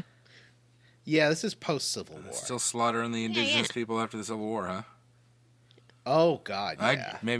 I'm not. We're still doing We're it not- now. Hot I'm not take. great on my history, obviously, because I didn't realize that. Anyway. Oh, it was They don't Sitting teach it Bull. in school because they don't. Oh yeah, want I you to know. definitely went to So, school in Texas for the most part too, where they don't teach you shit. So it was. Yeah, I don't. This is a part of U.S. history I don't really know much about. Like we were learning about the Red River Rebellion and all that, not about this guy. So this was Sitting Bull was the one who brought together all the indigenous peoples to fight General Custer because he was going through like relocating like the Lakota and Arapaho from the west. And anyway, so sorry for the depressing history. But this game links to it, and he was one of the surviving soldiers of this battle. Well, and kinda. at least that's what they say. He was the only. Yeah, they killed everybody. The combined native troops killed everyone. Well, according to this game, there was one horse left. Or don't We just say talked that about the yet. boss fight. Cut that out. No, I want to talk about like we fight this guy, and he has a big Gatling gun. old gun arm. I don't think it's a gun Yeah. arm. I think he's just got a Gatling gun. Yeah, I guess you're right. He has a big old Gatling gun. It can do a huge amount of damage. It can like one hit because you're fighting as the Sundown Kid and Mad Dog. So I had to heal one or the Me other too. a couple times because I got hit with this Gatling me gun. too. Yeah, I had to have Mad Dog pick me up, basically. But these, you see, once they use them, you can see what their range is, and it's not just range. A lot of these special attacks, including your own, have like an up, down, and diagonal component, but they're not. They're rarely like field covering, so you can stay out of the range of that attack if you. Well, it's tough actually. I got Yeah, fucked I up think a lot. if you go above, him, he can't shoot you. It's above or below. You just have to get to the side. Yeah. You gotta stay. You gotta hover somewhere, and he starts in the top left, and you start in the bottom right. So that kind of. And it also makes me think that because he doesn't start using his Gatling command until you kill everybody, so you could probably leave those two horses alive. He only really? had one minion for me, and I didn't kill the minion until right before I killed him, and he hit me with that thing fucking immediately. Oh, okay. Huh. I don't know why you're laughing, Jim. It was very fucking frustrating. No, I'm kidding. Vanessa, you wanted Yes? to talk about more about this fight. Tell us more. We've covered it. So Now can we talk about the horse you in the defeat room? this guy, and he's Jim. like standing there doubled over, and then he turns into a purple He horse. turns into a purple horse, and they're like, there was one horse runs left away. that day. Wait, he does run away? I Yeah, don't remember that. the horse does. Yeah, the horse runs away. Must have looked away. Yep. I mean, I was And then the townfolk are like, "Wow, I guess there weren't any survivors except for that So fucking horse." It was I very fully weird. expected to have to fight that horse. Like, I was shocked that the game basically ends here. That you do have to have one more fight. You do, but you don't. But you do. Do you But do not? you? Because I just But you assumed that don't. I did. So I just was like, yeah, let's do it, baby. No. No. So Mad Dog's Ooh. like, the kid and I, we have unfinished business, and challenges you to a duel, which you do have to accept. But then you can use the flee Oh, button. really? and ride away on your horse. Wow. Mhm. Yeah. And Mad Dog's like, ding, dang, ding, dang, ding, dang, ding it. Afterwards, you get a little scene of the villagers, and they're like, don't go, kid. We love you, kid. Well, And kid rides off, and the sheriff is like, well, I know who that really was. There's a tale of a sheriff who was so good at sheriffing. The baddies came from miles around to test their mettle against him. So he rode away into the desert. And then these posters started appearing, wanted posters. And all of these bounty hunters would go after him into the desert to try to make a fortune. So they weren't bothering anyone else. They were just going after guess. him. And that was him. I kept expecting them to say. So he never actually did anything bad? Yeah, he didn't do anything bad. He fabricated his own. I kept expecting criminality. them to just call him Wyatt Earp. Like, they were not shy about using other historical figures. So why not just Yeah. fucking say it? And then I got one more scene. What Me was too. it? But I don't remember what it was. Mad Dog comes back, and he's riding Oh, he's on riding the the purple purple horse. Oh, that seems bad. And he's like, yeah, I'm on the purple horse now. We bonded over our hatred and rage. And now you're going to have to fight me. And you have to fight him? So you What? fight him. You have I to fight missed him. this! How did you miss that? I didn't have to fight him. Because he he fought fought him, him in he the fought him towns. earlier. Yeah. Oh, Fight him in the town, or you fight him here. I'm so I disappointed. followed him in the town and just killed him. I just shot him. Now, Well, yeah. so if you fight him here, you defeat him, and then it's essentially a replay of that first scene where he's like, Oh, yeah, where he "You leaves him. win. It's finally over." And then instead you shoot the purple horse, and the purple horse rides off, and you ride off on your horse, and Mad Dog's like, "No, he got me again." I was a little bummed out by my ending. Cycle Aw. I continues. kind of, I mean, Yeah, like me too. you just fucking kill him, and I kind of want. I wished that there had been a dialogue option to be like, hey, like we just saved this town together. Like, why don't you fucking chill out, dude? But you just have to choose Yep. ... Is that the No, way to she get out of said- it? No, you have to No. flee the battle. You have to flee the battle. Crazy, amazing. Oh, interesting. That's cool as hell. What a great twist! What a Yeah. great surprise! Super What a cool. great concept! Fantastic chapter, 10 out of 10. Super fun. Loved every minute.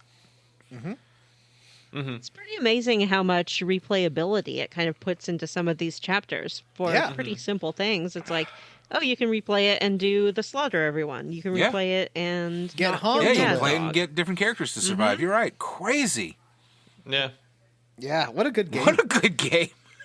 Yeah. It is a good game. But we have one So, finally- more chunker to cover, and it's everybody's favorite. Let's all just take a moment and appreciate the fact that this last chunker is just Street Fighter.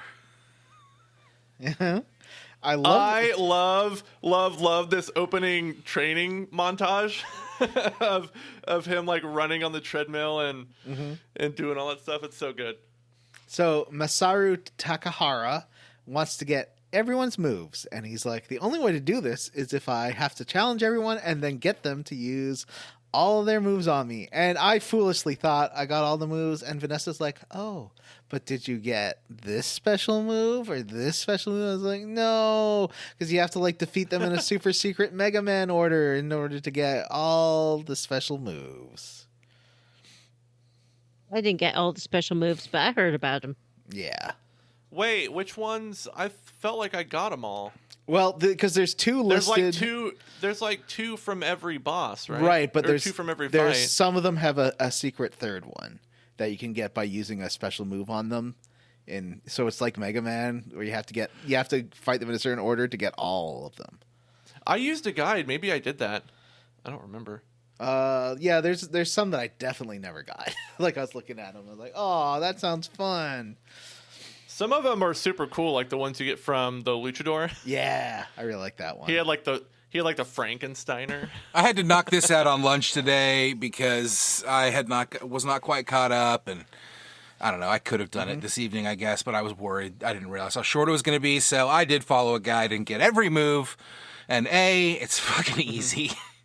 Though I guess you do. I Yeah. was I'm following like, a guide, so I said certainly there was like use Gale Punch on this guy, and I was like, all right, well let's But I did get all the moves, including the ground slam field attack maneuver that I used to just fucking wreck this end boss, which was so fun. I'll have to go back and do this, I think.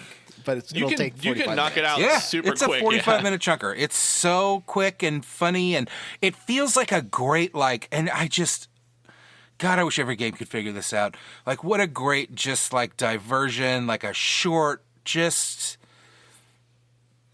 And pleasant... I love that it's got the change the of music pace. is such That's a the word I'm fun looking for. Street Fighter Yeah. pastiche.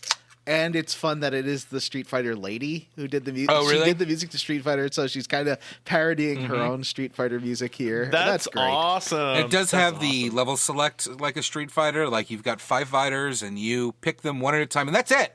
There's nothing else. Just this. Just a Street Fighter thing. Well, but the combat is I think still... it's 6. Yeah, Well, there's 5 to 6 choose fighters from. plus.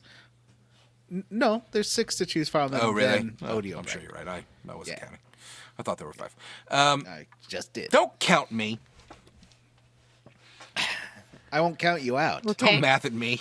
I'm going to count the hosts. Oh, no. 1, 2, 3. I'm just a co-host. Aww. So let's go over the fighters. There's Max Morgan. He's a Hulk Hogan. Can you And it's fucking funny, believe he Hulk doesn't have Hogan a is in this mustache game? in his. Come on. He doesn't have a mustache in his portrait, but you'll notice his sprite does have a mustache, which makes me think they removed the mustache to make it look a little less Hulk I think so, Hogan-y. too. We know how litigious the Hulkster is. Well, didn't he destroy Gawker Media? That was funded Yeah. by fucking Yes. billionaire Peter Thiel. Yes. Wasn't it Peter Thiel, right? Yeah. I get that this is a won. classic. I get that this is an older game that's been remade, but come on, swap it out for The Rock. All right. What? I don't. You know what? I've hit my Dwayne It's not Johnson about. quota. I don't know It's that not I need about more needing Dwayne more Johnson. Dwayne Johnson. It's about recognizable wrestlers in the year 2022. Hulk Hogan ain't one. But I mean, they're. Still know who Hulk Hogan is. That's what And elder this is a- millennials this This is say. a show. This is a Show Gen like Z being show. Mr. Hogan. He's known for his kid. He's known for his kid Right. murdering some people in a drag race. Jalen. I was gonna ask Jalen if Yes. she knew. who Yes. Hulk Oh, Hogan yeah, Pull let's the find room. out. Let me. I think let me my go ask kids her would real quick. because Okay. we've We'll watched find wrestling. out. Jen AA thinks of She's Gen Z. Hulk Hogan. Okay. So I asked Jalen. I was like, "Do you know who Hulk Hogan is?" And she said, "What?" I said, "Hulk Hogan. Do you know who that is?" And she goes, "No." And I said, "What do you think Hulk Hogan is?" And she's like, something that doesn't exist. Incorrect. All right. I've seen that man babysit kids and drive on a motorcycle by a man throwing a dog into a river or into the ocean. That is the weirdest, weirdest thing of fucking thing. any background action in a movie. Anyway, Vanessa, What? Yeah. tell us about the fighters. There's Jackie. Yeah, Vanessa, you got the list of fighters. Tell me about them. We got Hulk Hogan. Okay. There's Max Morgan. There's Jackie Lukea. He's a ex-sumo fighter, and he lives in Hawaii now. He has a I super believe he cute is Hawaiian shirt. Hawaiian. Oh, is he? Yeah. I thought he was Japanese and moved to Hawaii, but Wow. he is native Assumptions, Hawaiian. Vanessa. Yeah, there was. I think this is sort of based on that real guy, the one who played E Honda Oh, really? in the Street Fighter movie, who was trying to Yeah. be Yokozuna, but he was a Hawaiian. Just fighter. like a Street Fighter, all of these arenas are different, and this one actually is awesome on this on the beach. The fight happens on the beach, and this game's fucking gorgeous. I mean, I know it's a remake, and it's the 3D 2D remake. It's not like it's just an up-resed version of the original, but God, it looks good. Who else, Vanessa? Oh no, I have some Seishi- hot breaking gaming news. Fallout. Oh. Are you interrupting yourself? Lego or- is Gonna cut- real, and you can play the blocky Bethesda RPG now. What? This is probably a mod, right? I just kind of What? clicked on something. Are you clicking on some weird, like, fake news? Are you bringing fake news to this show? This is April like the Fools. time you sent us a link that was like a Yeah, well, penis. it's a custom mod. It's not a real. All right, I don't have good hot breaking gaming news. I apologize. For a minute, I thought it was real. It looks great though. I mean, Great, that's not bad. What a great news. idea. It looks really cool, Vanessa. I don't like those Lego games, but I would maybe it? try a Fallout Yeah. Lego game. Well, how do I play it? You have to go to thrilledawillsitch.io page. Sounds like a porn site. That's I'm where not Gen going Z there. plays their games, Vanessa, and you should know that. It's true. As a Gen Z. Yeah. Yeah. I thought they went on. What's that other thing? Like Roblox. Rift That's one of them. blocks? Yeah. But Roblox Yeah. is That's Gen Yeah. double A. Roblox is a no. It's not. Roblox is a game in and of itself with a bunch of games in it, and itch.io is like a not a knockoff, but like a shitty version of Steam, basically, where you can get cheap shitty games. And kids love it. I'm an adult, and I don't want to go play like some Flash-based web browser. Yeah, that's a game great for comparison. kids. Itch.io is this generation's fucking Flash. They're Newgrounds. Yeah. Yeah, they're Newgrounds. great. That's what I was gonna say. I spent so much often time on see Newgrounds. my son playing Roblox, and I'm like, fuck, I wish I had something like that when I was a kid. Like, that's amazing. You had Neopets. No, You liked I it. did not. I did not. I had Ultima Online. Oh, no. Vanessa, you were telling us about these fighters. Someone interrupted her. There's Sishi Moribi. I don't know why you're making me, who pronounces things the worst, do this. He is a fighter with the hoppo style, which means he jumps around a lot, I guess. What? You know, hoppo. I get it. There's Tulahan, who is like a Russian feller, and his special thing is he will paralyze real people UFC with their boy. pressure points and things like that. His moves are like arm chokes and holds. And in fact, he mocks you when you fight him. He's like, "Ew, kicks and punches are for babies. Real men." Yeah.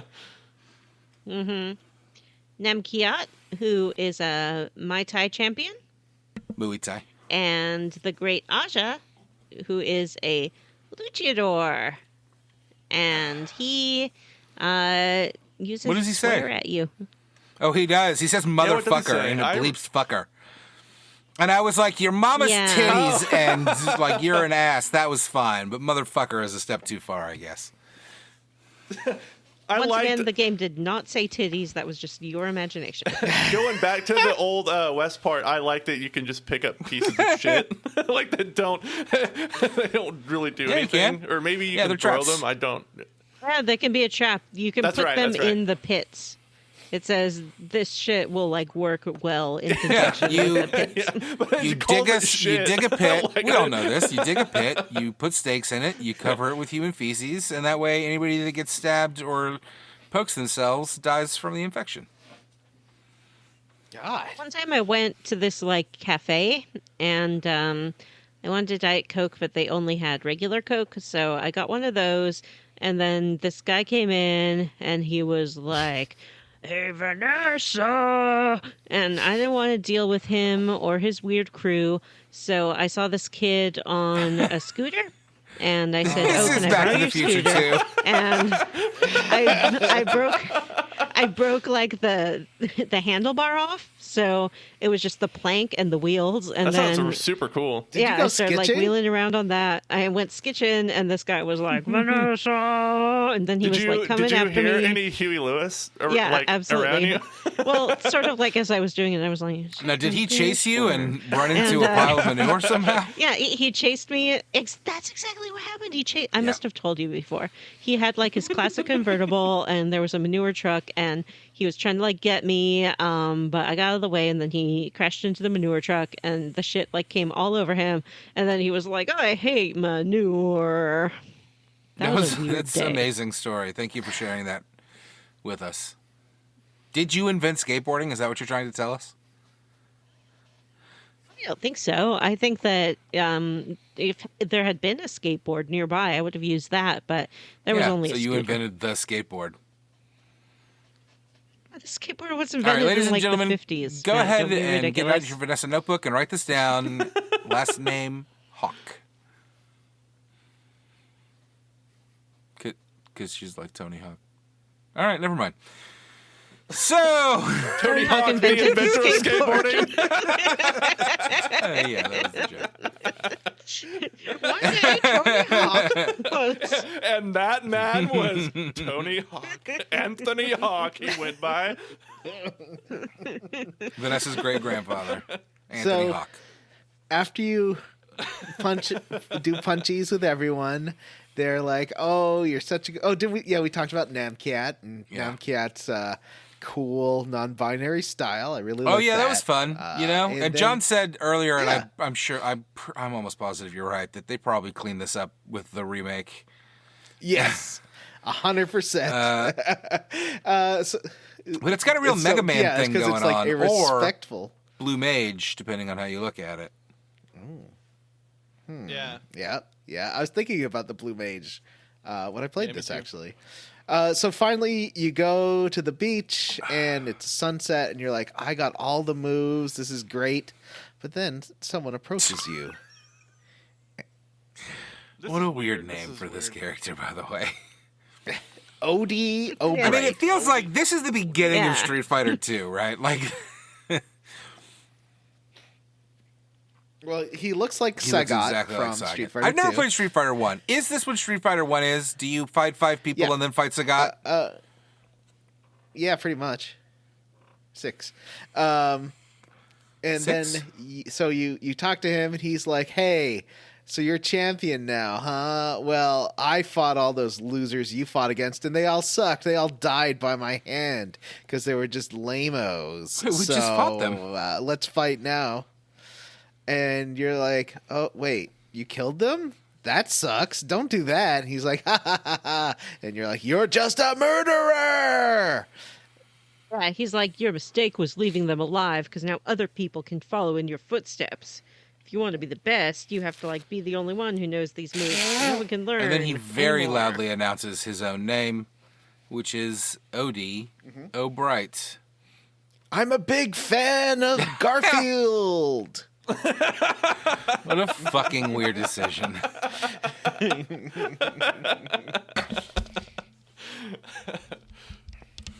But you kill him, and that's it. That's the whole fucking thing.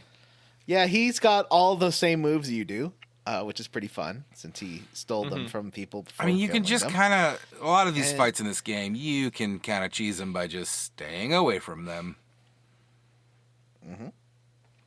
Also, I had the Yeah. Hawaiian guy's slam move, which, like I said, covered half the field. So I was able to just like move away, use the slam, move away, use the slam. It did like 150 damage, which was pretty good. I did like Hulk Hogan's move that like the one's like crunch and the other one's like yaoom. Those are great, and the letters like basically they get hit by the letters. It was wonderful. Yeah, so you kill Odie Bright, and then you're like, I accidentally skipped the credits because I wanted to see him like standing on a rooftop fighting. So, did any of you watch the credits and him like? Yeah. You get. It shows him. I think he's still on the beach. He's like standing on the beach, looking into the distance, and then like a challenger approaches him, and he does like the dramatic shoulder turn, like head turn back to whoever's There's some approaching him. dialogue. It's The guy's like, very "You're the funny. best in the world," and because as Odie dies, he does tell you, like, "Now you're cursed. You'll be followed by the People will never stop and then challenging that's you. immediately Yeah. what happens. Like seconds later, a new challenger appears, and that's it. That's the whole fucking chunker. We did it, gang. That's cool. What are we playing next time? We're finishing Are the we game. playing- Are we? There's only Finishing. 2 things left. No, I think there's a secret 8th one, right? Yeah, there's Yeah. 3 Okay, left but at least. Are we gonna do like 2 and and I 1? think the last one's a bit Oh, really? longer. Yeah. Let's do Let's do Yeah. 2 and 1 because I'm playing the near future one now, and it's actually kind of long, like a lot longer than the last couple. So let's do near future and distant future for next chunker. Oh boy, I'm very excited. And I like the near future one already. Pretty neat. Okay. So near future and distant future, and then maybe something after that for the next week. There might be something more to this game. It seems like it's building to something. Is it? We'll find out in 2 weeks. Ooh, that sounds so juicy. Yeah. Juicy like a pair of jogging pants. Yoga pants. Oh,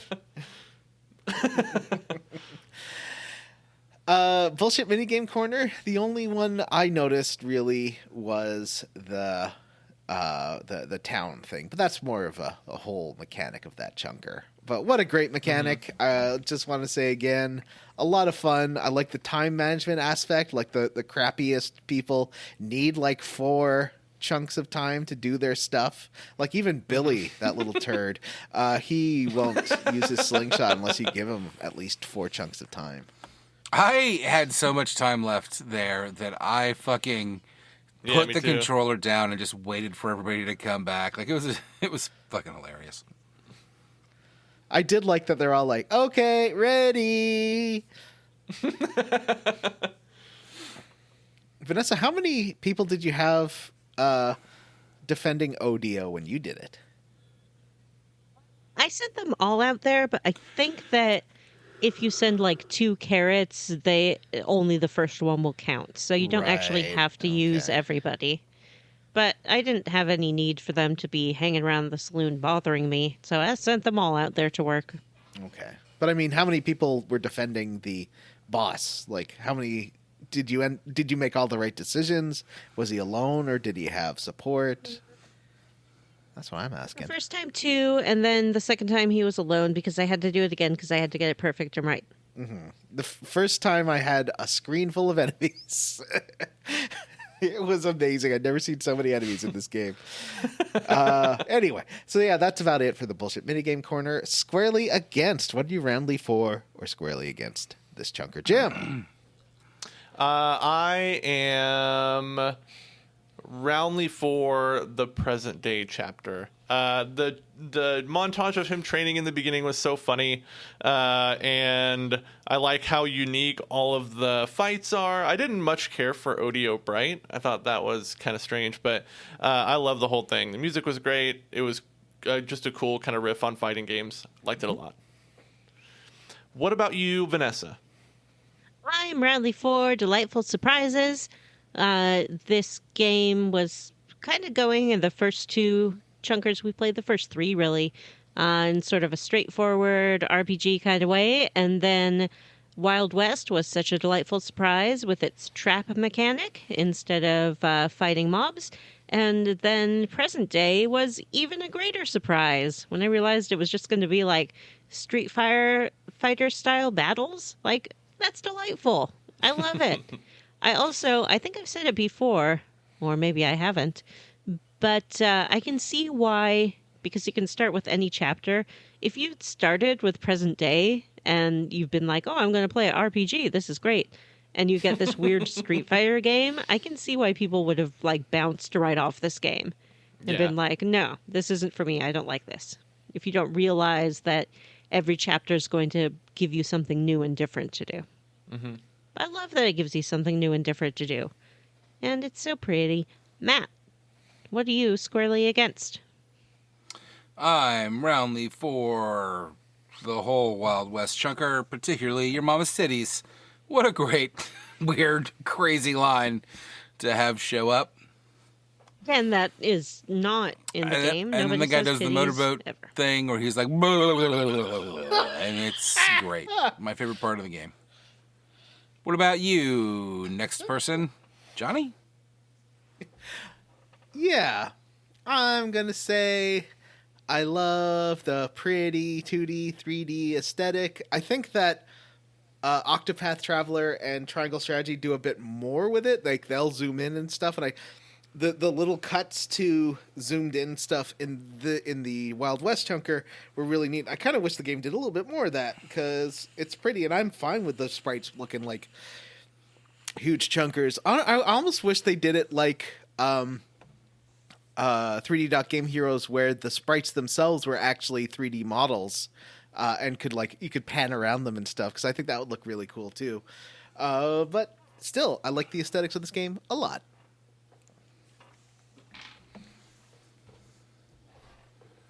All right, well, now that we have discussed what we are squarely against, we do have some emails. We have decided to break these up into small chunkers because we did get a bunch after somebody whined about not getting emails. Yeah, we whined for several weeks, and you answered you the did, call. and we appreciate it. So and we appreciate it. Going to get through them a little bit at a time because otherwise we'll burn through them all. So we're going to read two of them this time? I don't know. I didn't put them in. You tell me, John. There's two here. There's two here that we haven't read yet. I can fix that. It's up to you. Like, Let's it's do up it. to I think there's more. No, I'm kidding. No, me too. It's up to you. Oh, JK. I will designate who will read the first email. Jim! I will read the first email. It's a James on James. I'm sweating just looking at the two of you in your onesie and hoodie. It's so hot here. So hot. cozy. talked about Jim's onesie. Like, the listeners need to know. I'm a skeleton. I'm a skeleton onesie.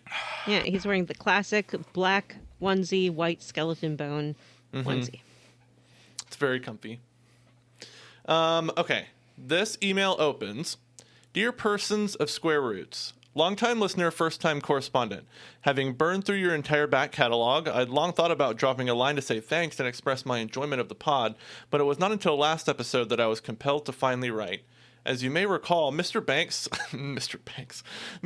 spoke of having recently seen Jukebox the Ghost, and after Mr. Van Zant alleged that the band did not exist, admonished listeners to write in if they had ever heard of said band.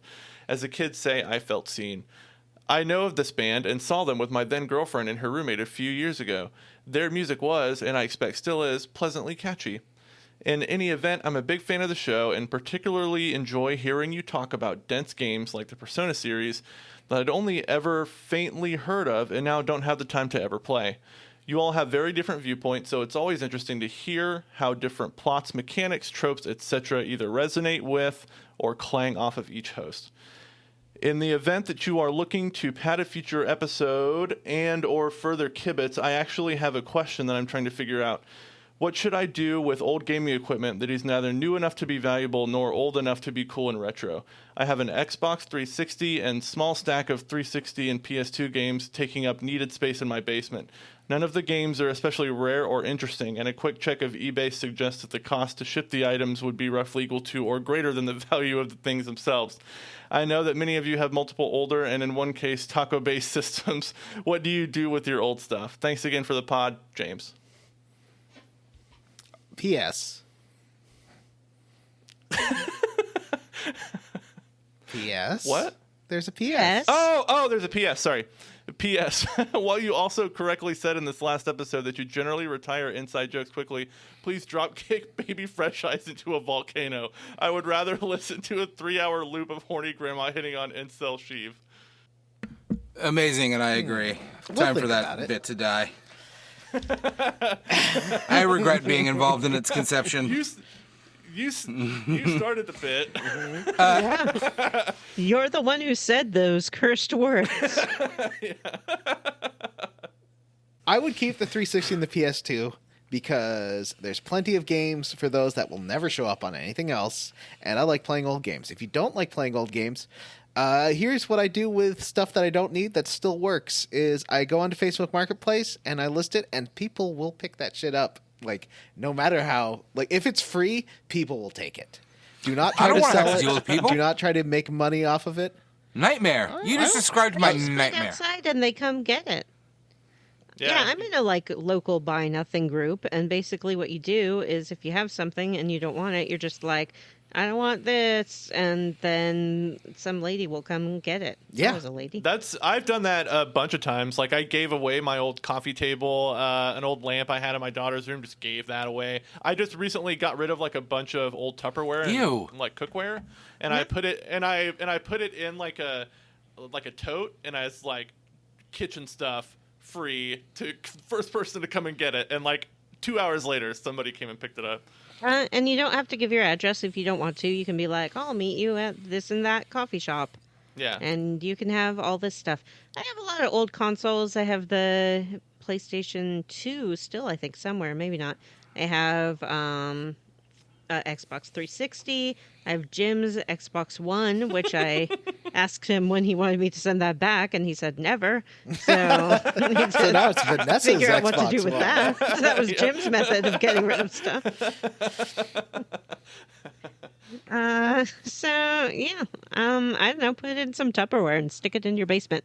I know not everybody has a basement or room for things, and frankly, I have too much stuff. I've also it is like nice to It get felt rid of so things. good to clear my I packed fucking up a lot garage of games that I don't care about, or that I have digitally or on PC now, like on Steam, that I originally had on 360. So I have been going through games that I don't care about having, or I have in a better version that aren't worth anything. And I'll just make a big box of those, take them to the game store, maybe get $20 for it. And it's like, well, that's $20 off, credit that I'll use towards another that game sounds later. great. So what you're saying to me is you go to usually- game stores? God, give me a break, dude. It's the year 2022. I don't go to fucking game stores. I don't go to stores. I like going to the one operated by those cool ladies. I've told you about it before. It's just down the street. Willow Games. Yeah. I You like might to find give me things there. away, and oftentimes people will resell it, and I don't care. Yeah. Who cares? Like Yeah. Yeah, who cares? I know that when I gave away toaster I didn't need and microwave I didn't need and stuff like that, people came up and I'm sure they sold it. But I don't care. It's better than throwing it in the trash or taking it to the electronics recycler. So Yeah. I'm not going to go through the trouble of listing it and selling it and packing it up and shipping it. And so if someone wants to do that, it's fine Yep. with me. They are doing you a favor. And I found They I've gotten are. rid of such stuff that I was like, no one's gonna take this, and they totally do if it's free. So Yeah. that's my deal. All right, who's gonna Matthew assign the second? Vanessa! Please read the second email.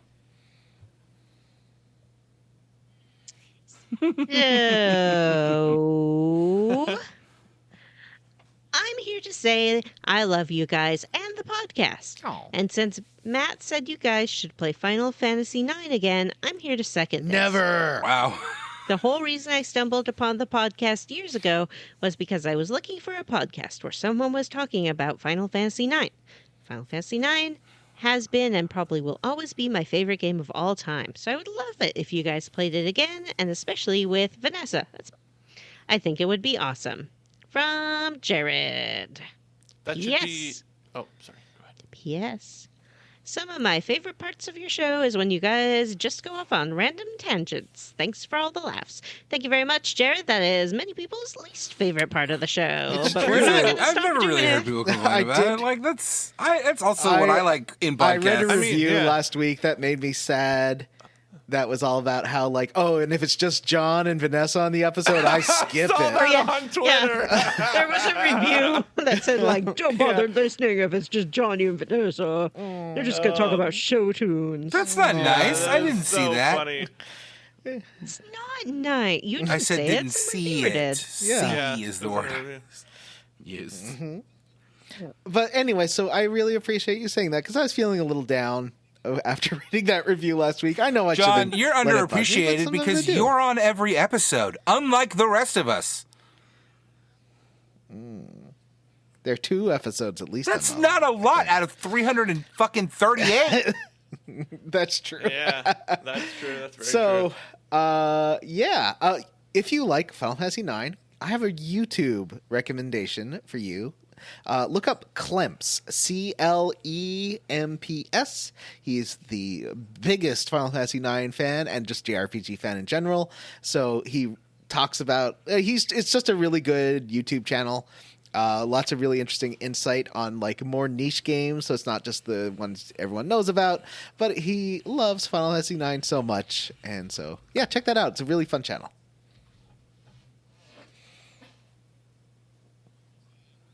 And, Are we saying that we're not going to play Final Fantasy IX again? oh Is yeah, that I'm what not you're going to say saying? that. I don't know. It seems like listeners want it, so maybe we will sometime. I was just joking when I You said guys that. remember how we insert think we our should. bog standard leftist political agenda into this show? Oh yeah, Oh, yeah, that was the best review. yeah. Mm-hmm. Don't read bad reviews. Don't, but now you guys we said have there a was a review and I was Patreon. looking for it. There is a Patreon. There's a vote! And there's a vote going on right now. The vote has Xenoblade Chronicles, the cool version, whatever. Let's just be version you real. wanna play. There's Xenoblade Chronicles has a commanding lead with about 10 days left, and I would rather Xenoblade die than play that Chronicles. game. Like, oh my god, Johnny, what have you done to me? Oh no! What's wrong with Xenobab Comico?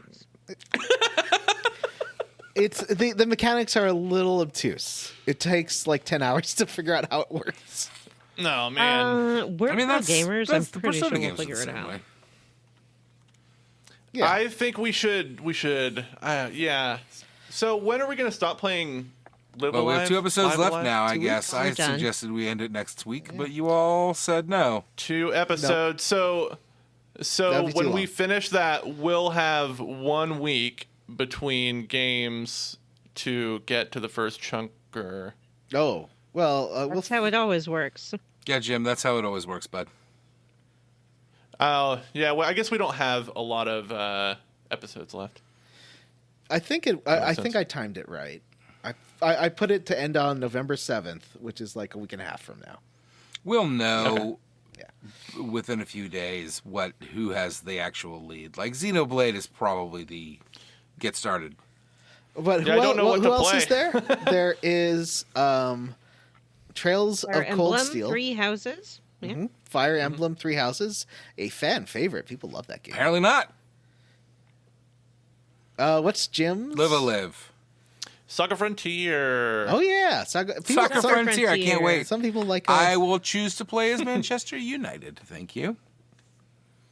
All right. Oh, Chugi. So for $5 a month, you can vote in this vote, and you can vote in all votes. And for $3 a month, you can't vote, but you do get access to every single bonus episode, and there should be 2 up this week if things That's go right. correctly. Oh, I We haven't did put a up the Halloween commentary yet. double I'll do that for our I'll do that patrons, tonight. and it's just love because we love. Mm-hmm. There's a commentary track for Ghost Ship, which should be going up. So that's one of those ones where you play it along with the movie. We sort of tell Yep, you when good to luck with hit that. start. And it was pretty Isn't fun. that one already No, up? I Jim thought said he John was gonna said put it up, for but then he some did I haven't not. put it up. And then I didn't. I've been busy. I've been like, all I've been doing is working or playing these games. Or this game. Aw.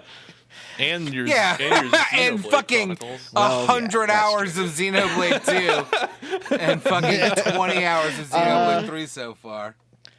And so there's also a bonus episode where we review a movie that Matthew has given a note to. It is Barbarian. I wrote a note We in also my thank every binder. single. I tore it off the page. We thank folded every it up. single I threw it across the room. Patreon. We didn't do it last week, so here's the ones from last week again, because it got cut out of Wow. the show accidentally. Here we go. Whoops. Here we go. I'm going to start. Yep. Sexy Grandma's boy toy is Hexagon. Do Good Recklessly, Huxley Iguana, Grey Code, Ian Frederick, Dylan Rowe, Joseph, Jake Dickerson, Evan K, Gage La Charité, Dr. Fine, say everyone's name. I would like to thank Matt Jorgensen. Beat ya. I beat ya. Matt Jorgensen, Sean Gonzalez, Julian Curtis, Stephen Paget.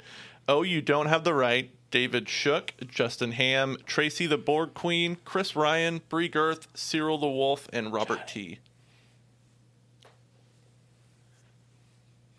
I'd like to thank Armin Hammer, 69 Love Songs, Mike Marno, Nick, Sam Harrison, Abortion Rights are Human Rights, Wishbone is Gay, Jesus. Joshua W. Broxson, Ron, Brent, William Westgard, Magpie Juju. And I would like to thank Sleepy Bear Loves His Balls. Yeah, Nick Moriarty, Tracy, Andy Best, likes big boats. They cannot lie.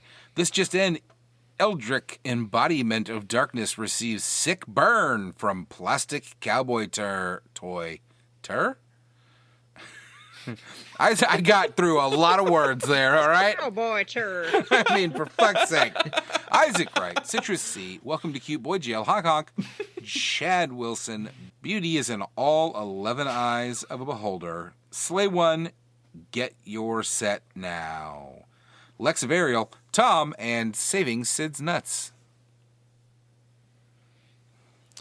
All right, good friends. That's it for this episode of Square Roots. Just If you'd hit like to have an next, email you know? read on the air, you can email us at squarerootspodcast@gmail.com.